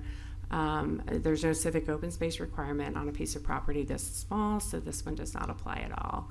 And the other ones are the common waiver requirements that apply to everyone asking for a waiver, and just being fair and equitable with your decisions. Ultimately these are the different considerations, and provided that you feel that the applicant has met them, then this one should be easy. Have a little bit more imagery, just how it relates to the architectural style. The architectural style, it was really also intended to require an authentic execution of architecture, and some of that eclectic and mixing issues resulted from, at the time, the approval of Atlantic Crossing, where there were these big plate glass windows, and then they had put the Mediterranean tile on it. And for those of us who are trained, sometimes those things are like listening to somebody have poor grammar. You're kind of wincing that it's been mixed, right? But we didn't want to say you can't ever mix. So there is a provision in the code that the applicant put up that said, hey, civic buildings are where you should depart. If you want to have a Gaudi building that looks like a melting sandcastle in Delray, that's something that could be amazing to have for a civic structure. And there's a way to approve that. It just takes a little longer, so there's an opportunity for everyone to see it. So in this case, the desire is really to take a combination of Florida vernacular, which is a more traditional wood frame vernacular that is common in some of our older neighborhoods, and a masonry modern type, which is more stark and modern, you know, and kind of mash it together into a sushi restaurant. So, and the question is whether if this particular combination of styles in the execution in front of you is desirable and in the location that it's being proposed. I will say, you know, SPRAB was very enthusiastic about it, and the one person who wasn't was sort of like, but it's okay in this place. I think if this combination was being proposed on the Ave, you would have had possibly a different reaction. So that's part of it. The parts that, after looking at this and working with the applicant over time, you know, ultimately the question is, we were looking for precedent and other examples of how these two types of styles may have been met, but you know, it's truly also about Florida vernacular and if it's appropriate. And so ultimately, is it a modernized take on this sort of mashup? Staff's issues are really more related to this like sort of asymmetrical transition. It would be calmer if it wasn't at an angle. It looks a bit shipwrecked sometimes to me when I'm looking at it. And then the amorphous scoring, you know, there's ways to sort of refine it. If you have concerns, that might be fine without a wholesale shift. But ultimately, if you like it and this is a place for it, I would just comment that SPRAB also advised to color the amorphous scoring, and that you would see that as an appealable. So if that execution of adding a lot of color just really takes the building busier, then maybe we would look at that again. I'm sorry, I don't know how else to say it. But again, it's just, I don't know, I think it could be streamlined, but again, this is the Arts District. Pineapple Grove had a master plan years and years ago, but it's been a long time, and that master plan really encouraged the use of Florida vernacular itself. But the board, when it was active, was always, I think, open to artistic expression as well. So that's kind of the push and pull that you have before you today. Okay, thank you. All right, so this is a quasi-judicial hearing. If there's anybody in the public that would like to speak to this issue, please step forward, state your name and address, let us know you've been sworn in, and you'll have 3 minutes. Is it evening, afternoon, whatever it is? Good afternoon, evening. Christina Morrison, 1000 Lowry Street. I'm speaking for myself, not for any of the boards I sit on. It's a little concerning to see our city with all these little boxes all over, not little boxes, some of them are huge boxes coming out of the ground all over town, especially in the area of the town where I live on the beach side. There are all these boxes coming out, and it's kind of concerning that we're losing great architecture to these boxes. Just a reminder that this property is being proposed in Pineapple Grove, which is a really eclectic area of our town to begin with. Some of the buildings coming out of the ground there are very big and grandiose, and that fancy parking garage that's going to be totally automated is right near here. So to have this little, it's going to be a little gem right in the middle of the Arts District, I think would be a real asset to our city. It's going to be very different, and it's going to really be a little, like I said, a little gem. I didn't measure with a tape measure or anything, but when I walked down the Artist Alley behind this property, a lot of the buildings look like they don't have enough of a setback. It's a very tight area, very small lots, and I don't think this, approving this will hurt the area at all, will damage it at all. It will only enhance the area. The waivers, I'm not usually in favor of waivers, but the waivers being requested tonight are very minimal, and they're needed because this is an adaptive reuse. Mr. Sieber's not tearing down a building. He's using his skills, which he's done before in our city, to adapt an existing property and make it better. Some of you might remember the old 7-Eleven down on South Federal. I lived in Tropic Isle for many years, and they had this old dilapidated 7-Eleven down there, and Mr. Sieber took it and made it into a beautiful office building. It is really just a display of his talent. So I hope you can see through the differences in this design and approve it, because I think it'll be a real asset to our city. Thank you. Thank you. Anyone else? George Long, 46 North Swinton. I could just say ditto and let it go at that. And you were sworn in, sir. Pardon me? You were sworn in. I did. Okay. And by the way, when you have the first people come up here and you ask for the raising of the hands and all that, why don't you guys just say for anything, for the rest of the evening? So, right? So you don't have to do it again. Anyway, I'm sorry. I don't really know anything about architecture, but it's never stopped me from talking about stuff I don't know about. But this to me just really fits in. When you were talking about this first came up, I'm thinking about that big steel garage up there. What a nice contrast. And I'm thinking about the Ray when they came up with this new innovative green walls and stuff like that, and the Arts Warehouse took a big warehouse and painted it up. This works good, and that looks good. All right, that's all I have to say. Thank you. Thank you. Anyone else? Seeing no one, public comment is closed. We'll go back to both the staff and the applicant for cross-examination. No cross-examination. Any rebuttal? No rebuttal, How other about- than we have our everybody here to answer any questions. Okay, very good. Anything from staff? You don't have either. Okay, very good. So to the commission. We'll start with the vice mayor. I'll be brief. I don't have any issue with the stairway in the back. It looks like there's still 10-foot setback on where the doors open. And so I don't see, any issue with that, or where maybe the trash receptacle would still be a 10-foot setback. I think you're right in that, well, one, I would like to, encourage individuals that are redeveloping, especially adaptive reuse, to bring forward some unique designs and architecture. What happens is when you only have 7 or 8 styles and then only 3 or 4 of those are preferred, then you just see the same thing over and over again. That also, in its own way, can erode that village by the sea, right? But in this area, obviously, it is a unique and eclectic area. Even the vision for Pineapple Grove, the Pineapple Grove board, all agreed that Artist Alley shouldn't look like Pineapple Grove. It should be its own eclectic thing. So I think it fits right in with that area as well. But I would say that I would listen to our staff's encouragements. I think that's how it was phrased. I don't know if it's appropriate for me to put that into a motion, but if it is, Well, I think you can. You'll have the opportunity of being able to bring it back up and when it's going through the process and say no to it then. Okay. All right. Appeals, right? It'll be an appealable.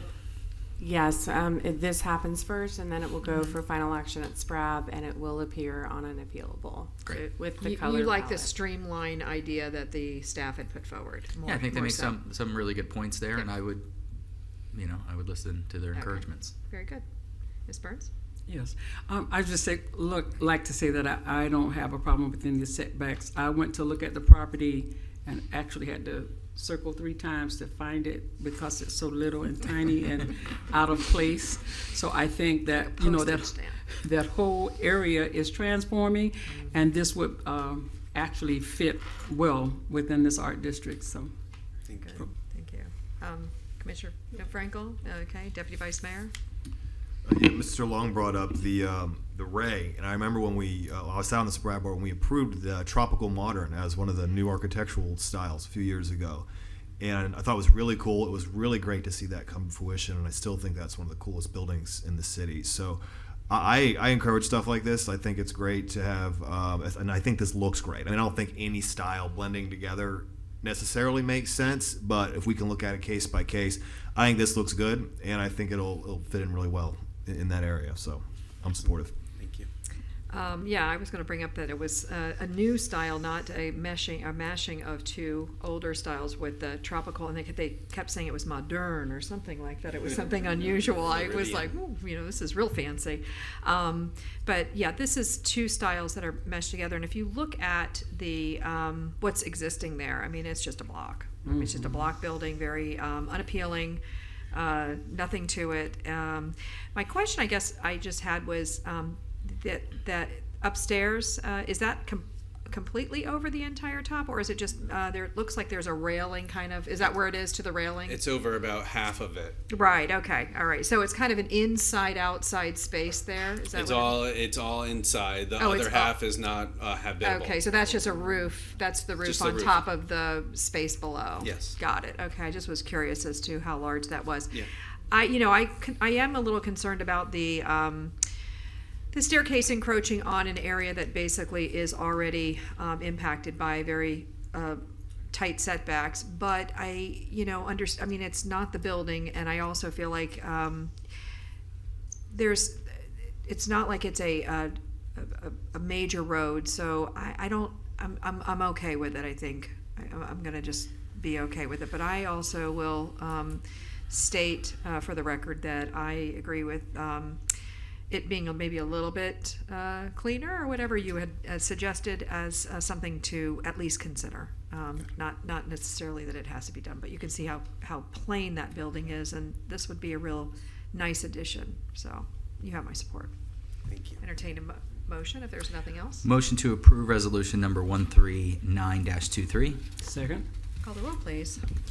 Mayor Petrolia? Yes. Mr. Frankel? Yes. Mr. Long? Yes. Mr. Boylston? Yes. Ms. Burns? Yes. We also have the next resolution that they spoke about with the vernacular and masonry, modern architectural style. Motion to approve resolution number 140-23. Second. Call the roll. Mr. Frankel? Yes. Mr. Long? Yes. Mr. Boylston? Yes. Ms. Burns? Yes. Mayor Petrolia? Yes. Thank Good you. luck. Thank you so much. Okay, nomination for appointment to the Historic Preservation Board. This is 7C. I believe I begin it, or I'll start it off, and I'm going to go with, change it up a little bit, Pete Dwyer. Second. Okay, any questions, concerns? Seeing none, call the roll.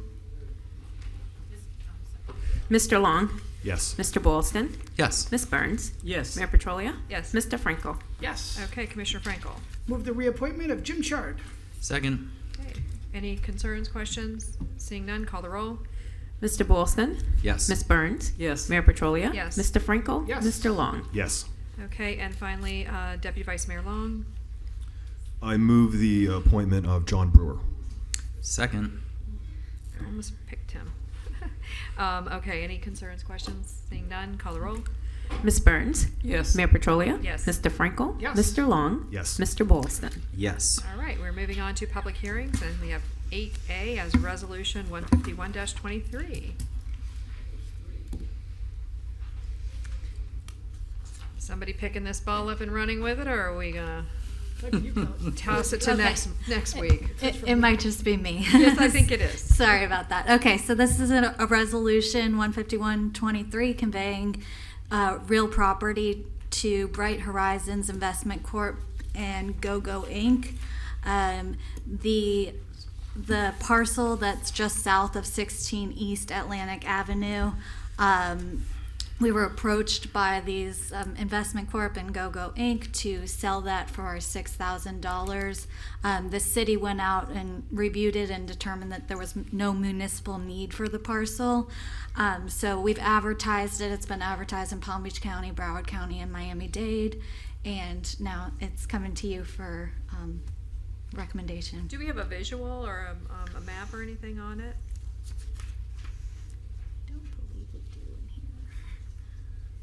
See if I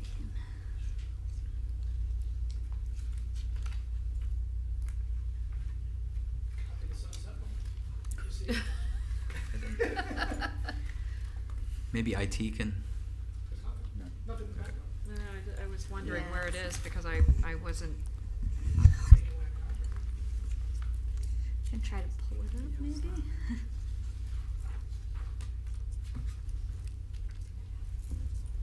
See if we got a property appraiser. I don't have a visual No? specifically, but I can Okay. try to pull it up on property. All right, well, it is Appraiser if public you'd hearing, like. so let me just go ahead and ask if anybody in the public would like to come up and speak to 8A. That would be the time, would be now. I believe it's 9A. Is it 9A? 8. 8A? Oh, it's 8A. Okay, Oh. and I'm seeing no one, so I'm gonna close the public hearing. I'd like to see where it is and understand more about it before I make a decision, but if you all have done your diligence and feel comfortable moving forward. Oh, you know what? It's behind 32 East. A little bit south of East Atlantic Avenue. Okay, I know exactly what, Yeah. now I understand where it is. I'm sorry. We did have this discussion and I just totally forgot where it was, so I'm fine with it. It's actually, almost like land that is not really actually usable and it's more conducive. And we've actually already done this, I believe, with 32 East a while back, so it just kind of squares it off. So now I understand where we're at. Okay, so entertain a motion if. Motion there's to no questions. approve Resolution 151-23. Second. Call the roll, please. Mayor Petrolia? Yes. Mr. Frankel? Yes. Mr. Long? Yes. Mr. Boylston? Yes. Ms. Burns? Yes.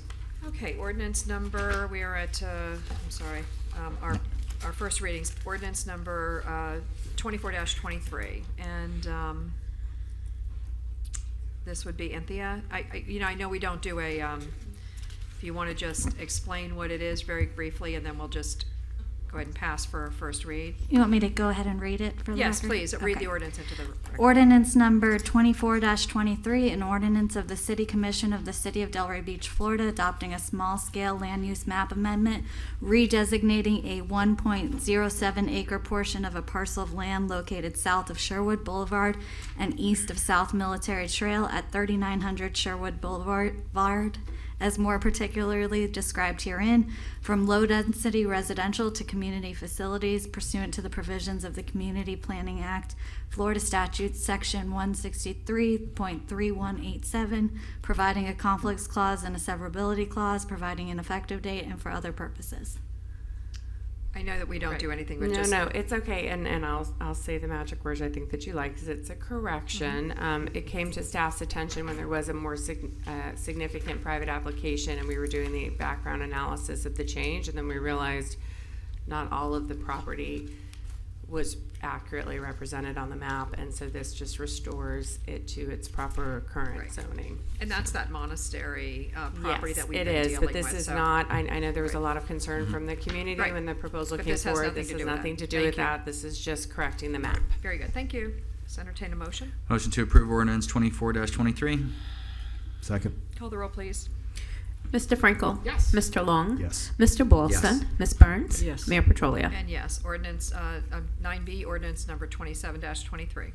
Ordinance number 27-23, an ordinance of the City Commission of the City of Delray Beach, Florida, adopting a small-scale land use map amendment, redesignating a parcel of land, measuring approximately .45 acres, generally located southwest of the intersection of Old Dixie Highway and Northeast 14th Street, as more particularly described herein, from low density to open space pursuant to the provisions of the Community Planning Act, Florida Statute, Section 163.3187, providing a conflicts clause and a severability clause, providing an effective date, and for other purposes.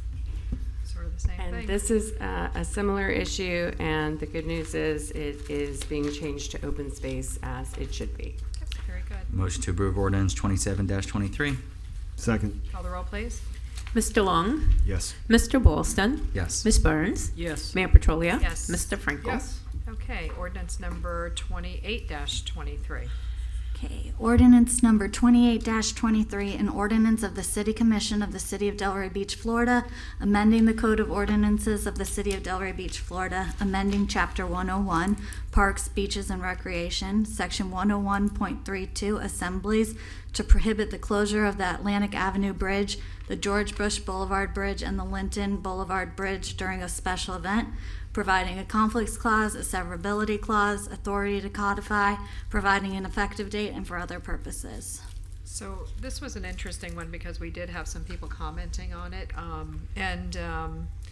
I just would like to address that with the commission very briefly because I know this is just a first read. We'll have a second read as well, but I think that a lot a lot of this was prompted by the fact that we had the closure of the George Bush Boulevard Bridge because it broke down, and then we were closing off the Atlantic Boulevard Bridge because we had events planned, and so it really became very difficult for people to move around the city. We've always had at least some closures. Now, I will say that some of the things that were said did not make sense. We don't close bridges for long periods of time when the city's doing a parade. It's a couple hours. It's not days on end. And so that does make the difference, and it's something that I know that we had discussed. I think that if we're going to, I mean, I understand that there are businesses, it's so funny because you get the businesses that are complaining about the fact that you've got things set up in front of them and that they don't have, and then now all of a sudden we're not going to do it, and now you've got people complaining that you are not doing it. It just seems like you just can't solve the issue. So I think that what we have to do, and we'll have time to think about this and discuss, is to do what we know is in the best interest of the city as a whole. We have changed tremendously. We are a much bigger city now. We have more needs, and access is important to get to places when there's emergencies. So we have to consider those options. So anyway, just wanted to kind of put that out So there. I'm happy to pass this, but it's a Yep. first reading. I probably won't be in support of this just because I just think it's overkill to have an ordinance. I think having a policy in place that closing we already have it in place. Closing a major roadway, and of course closing a bridge would have to come to the commission anyways. I don't think there's a need to override or have a waiver for an ordinance that was put in place, especially because we are talking about one event. Right now, there's only one Is event. that the Howard Allen? Is that what we're talking about? Or Yes, which the Delray Beach Festival of the Arts. Right. It's been going on for like 36 years. Right. That's the only event that closes the bridge for 3 days. That's it. That's a lot just to put an ordinance in place. I feel like a policy is So you think it's overkill? is enough. I think it's overkill. Mm-hmm. So happy to move forward tonight, but I won't be in support of an ordinance. Do we have anybody else that's not in support of it moving forward, so we don't have to have a second read? Okay. I don't know that I'm willing to make that call just yet. I'd rather have more nuanced Information. conversation. Okay. Yeah, we'll have Very the good. presentation from staff as well in the next reading. And I'd also encourage to speak to our first responders, because I know a lot of the comments are about financial improvements or hardships, but every first responder I've spoken to are in favor of this. So I think it's important to take that into consideration as well. Sure. Okay. Sure. Okay, so entertain a motion? Motion to approve ordinance 28-23. Second. All right, call the roll, please. Mr. Boylston? Yes. Ms. Burns? Yes. Mayor Petrolia? Yes. Mr. Frankel? Yes. Mr. Long? Yes. And finally, ordinance number 35-23.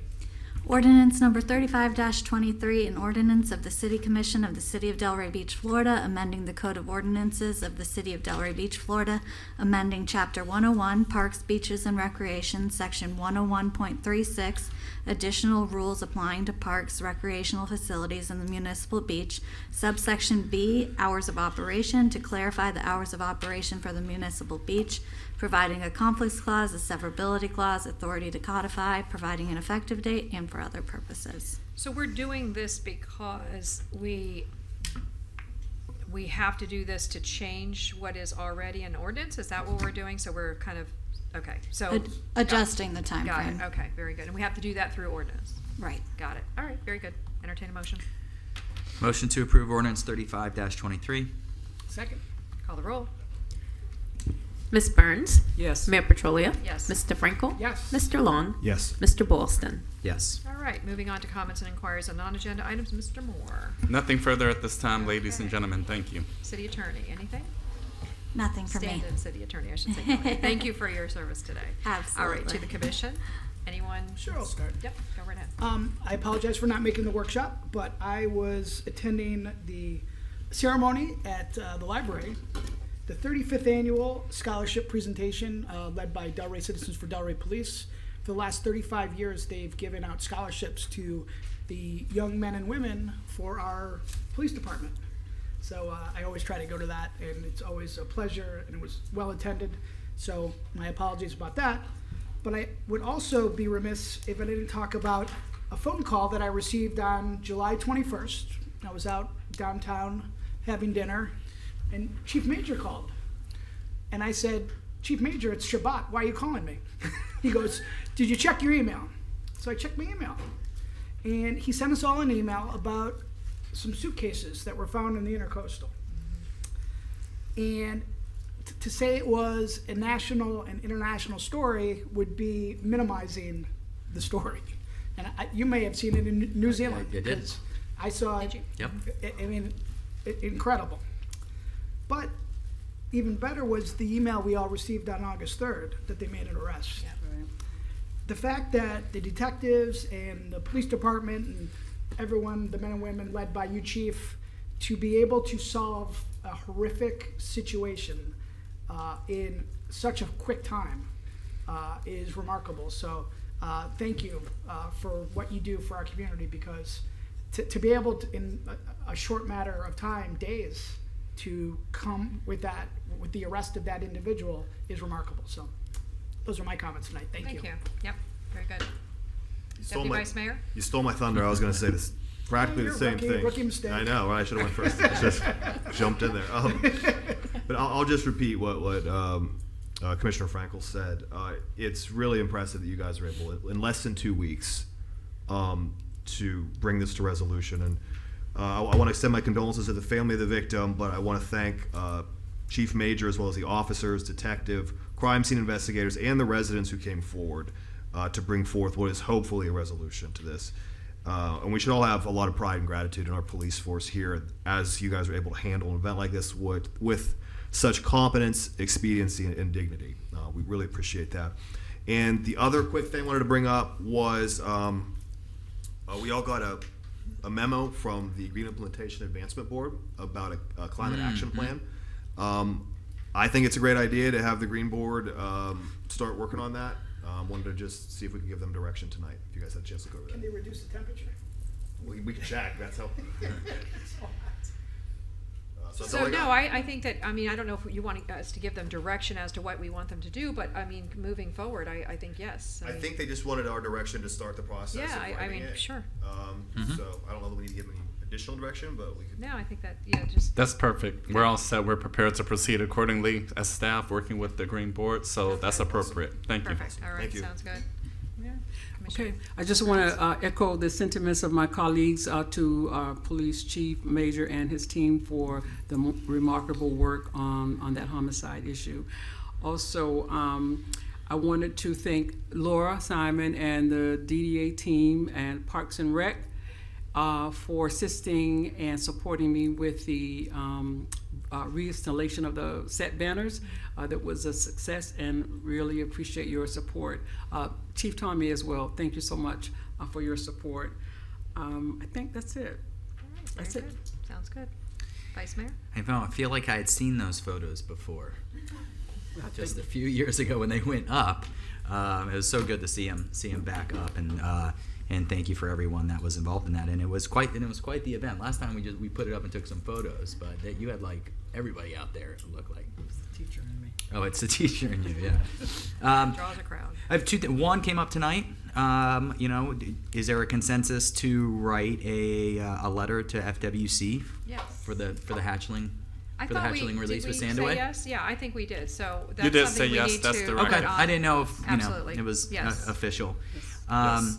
And then the other thing that I think would be really beneficial, because we have Gina's department and everything that she's able to do with communication and education. We really need to start talking about the hot topics in Delray Beach. One of them is the preserving of trees. I don't think most people know that what we have in place, right? In regards to what we are doing as far as planting trees, the penalties for when trees are taken down by developers, one of the highest in the county. But then also, we do have restrictions. Ms. Jelen can speak to that. There are property rights restrictions. So yes, you want to say, hey, that developer, you can't take down those trees at all, period. No fee, you can't touch them. Well, you would also have to say that to the person that wants to cut down their own personal tree to put in a pool or a playground for their kid. And so we need to have these conversations, because I see they get so contentious. and you see it and then you see misinformation put out about it, especially when it comes to development. You know what was a great article the other day? The article Coastal Star did about density and height. They're out there. It's on the front page, and they go, and there's a quote in there that no one's done a better job of protecting their town when it comes to height and density than Delray Beach, and compares us to our neighbors who, if that's your goal, they haven't done such a good job, right? But I think their goal's a little different than ours. We need to have these conversations. You know, we get these hot topics about, oh, you know, we're adding too much residential when we're nowhere near hitting our goal that's in our comprehensive plan. Nowhere near of what the residential units that our comprehensive plan says we need to add. We're never going to hit it. There's just no chance. So I think now that we have this great communication platform, these great videos going out, this engagement online, let's start hitting some hot topics. And no one knows the hot topics more than us five. You know, and I think that could be a good exercise, whether it's Gina reaching out to us individually or us once in a while bringing it up here and saying, hey, this is the next topic that I think is going to be a really hot one. I'm already hearing misinformation about it. When this has been, you know, a great strategy to have in place, you know, over the last few years. But we didn't have all the same vehicles that we have today. Even I just came home and picked up the next edition of the Delray Beach magazine, you know, that we're producing now. But I think this really should be an issue because there's just so much misinformation out there, and it just, then you don't get to the constructive conversations of like how to really address what the real issues are. So. Okay, so trees. Since you bring it up, I think it's great, but I think that you know, part of what we're dealing with, and we've been doing, I think we've done as far as a city. I don't know any other city that has like done an inventory of trees like we have. Okay, yeah. So we know where the trees need to go. We're planting the trees where they need to go. We've got this 10,000 trees going out there over the next 5 years. So we've done that job. However, with every sprawling little tree that we're planting, you know, there are others that are being wiped out that are big. And so we could be losing canopy. We're not out there checking out what the canopy is. If there's anything that's going to be helpful to cooling the earth, it is our trees. I mean, they are what is producing the oxygen, and you can see that Mother Nature every afternoon now is just trying to get that cooling going, and that's really what's happening. So I agree with you that we need to have this conversation, but I think we have a real conversation. There are legacy trees. I'm not talking about the tree the insignificant tree on someone's property, but there are legacy trees out there that we're taking down that are, you'd have to have 100 of the ones that we're actually planting to even come near to shading what those trees are doing. So unless we get realistic about holding on to some trees, I think we're just kind of like one step forward, 3 steps backwards. And I think we have to think about that. I was just using that as an example of a hot topic. It is a hot topic, but it's a topic that I think we should discuss because it is the effect of our future. I would love to. We wouldn't need, that could be a presentation before a meeting. It doesn't even need to be necessarily a workshop, but Lynn can update. They're constantly looking for ways. Yeah. I mean, there's property rights. Yeah. Right? No, just like I explained before, rights. I know they're working on maybe possibly something for historically designated land. So not just the structure, but the trees on that land. So she can give us an update on where they're at legally and where there's any other additional opportunity, Mayor, for us to put even more in place. Great. So that was just an example. I mean, of those maybe hot what topics. we need to be thinking about doing be, is lining all of our streets with trees. I mean, it first of all beautifies neighborhoods, and it will offer a lot of coverage. I mean, maybe that's what we have to think about doing. Well, anyway, it's a good idea, and I think it's something that we should definitely think about. That's a really good point. Something I wanted to get clarification on, and maybe during that same agenda item we can. I'm not really sure. I've been told no, you can't plant trees, lining in a swale. Oh yeah, no, I right? have too. Yeah, but then I see them all the time. Right across the street from my house is a new development going in, and they just lined 24 trees right in the swale, and it looks good. I mean, it looks nice. But can I tell you, I actually, because my neighbors put them in, we had to take ours out, and the city said no, they don't have to take theirs out. So I don't understand where that rule is and what that rule, if that rule has changed, because we couldn't put them in our swale. So maybe there can be some clarification during. We should definitely do that. All right, sounds good.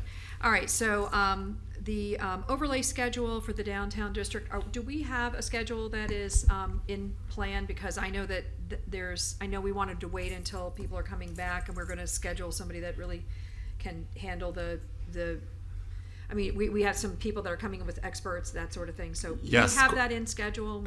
The schedule continues to be coordinated, so Okay. we anticipate an announcement within the next few weeks. All right, so I just don't want to lose ground on that. And Yes, there's ma'am. only one other thing that I wanted to mention, and I probably should have done it earlier. First of all, I think it was just amazing, Mr. Odom coming up and speaking, because I loved what they said, but it just felt like it fell flat. It's like, oh, I want to hear the rest of her story. So when she came up here and she said that, it was like, whew, that was perfect. I just also wanted to make an announcement that the Historic African American Francis J. Bright Women's Club debutante cotillion just celebrated their 54th annual cotillion, which is really kind of cool. Never really knew that we have that here, but think about it, 54 years going backwards, and these young ladies are coming out as debutantes with this Francis J. Bright Women's Club. So I just wanted to mention that, because I saw it in one of the magazines, and then someone else dialed me up about it and gave me a little bit of a history about it, which I thought was really amazing. So did you want to say something? Huh? You were a debutante? Oh, okay, very good. Were you with Francis J. Bright? Oh, wow, So, fantastic. an So alumnus, yeah. Amongst us, we have one of the honorees in the past, so that's really great.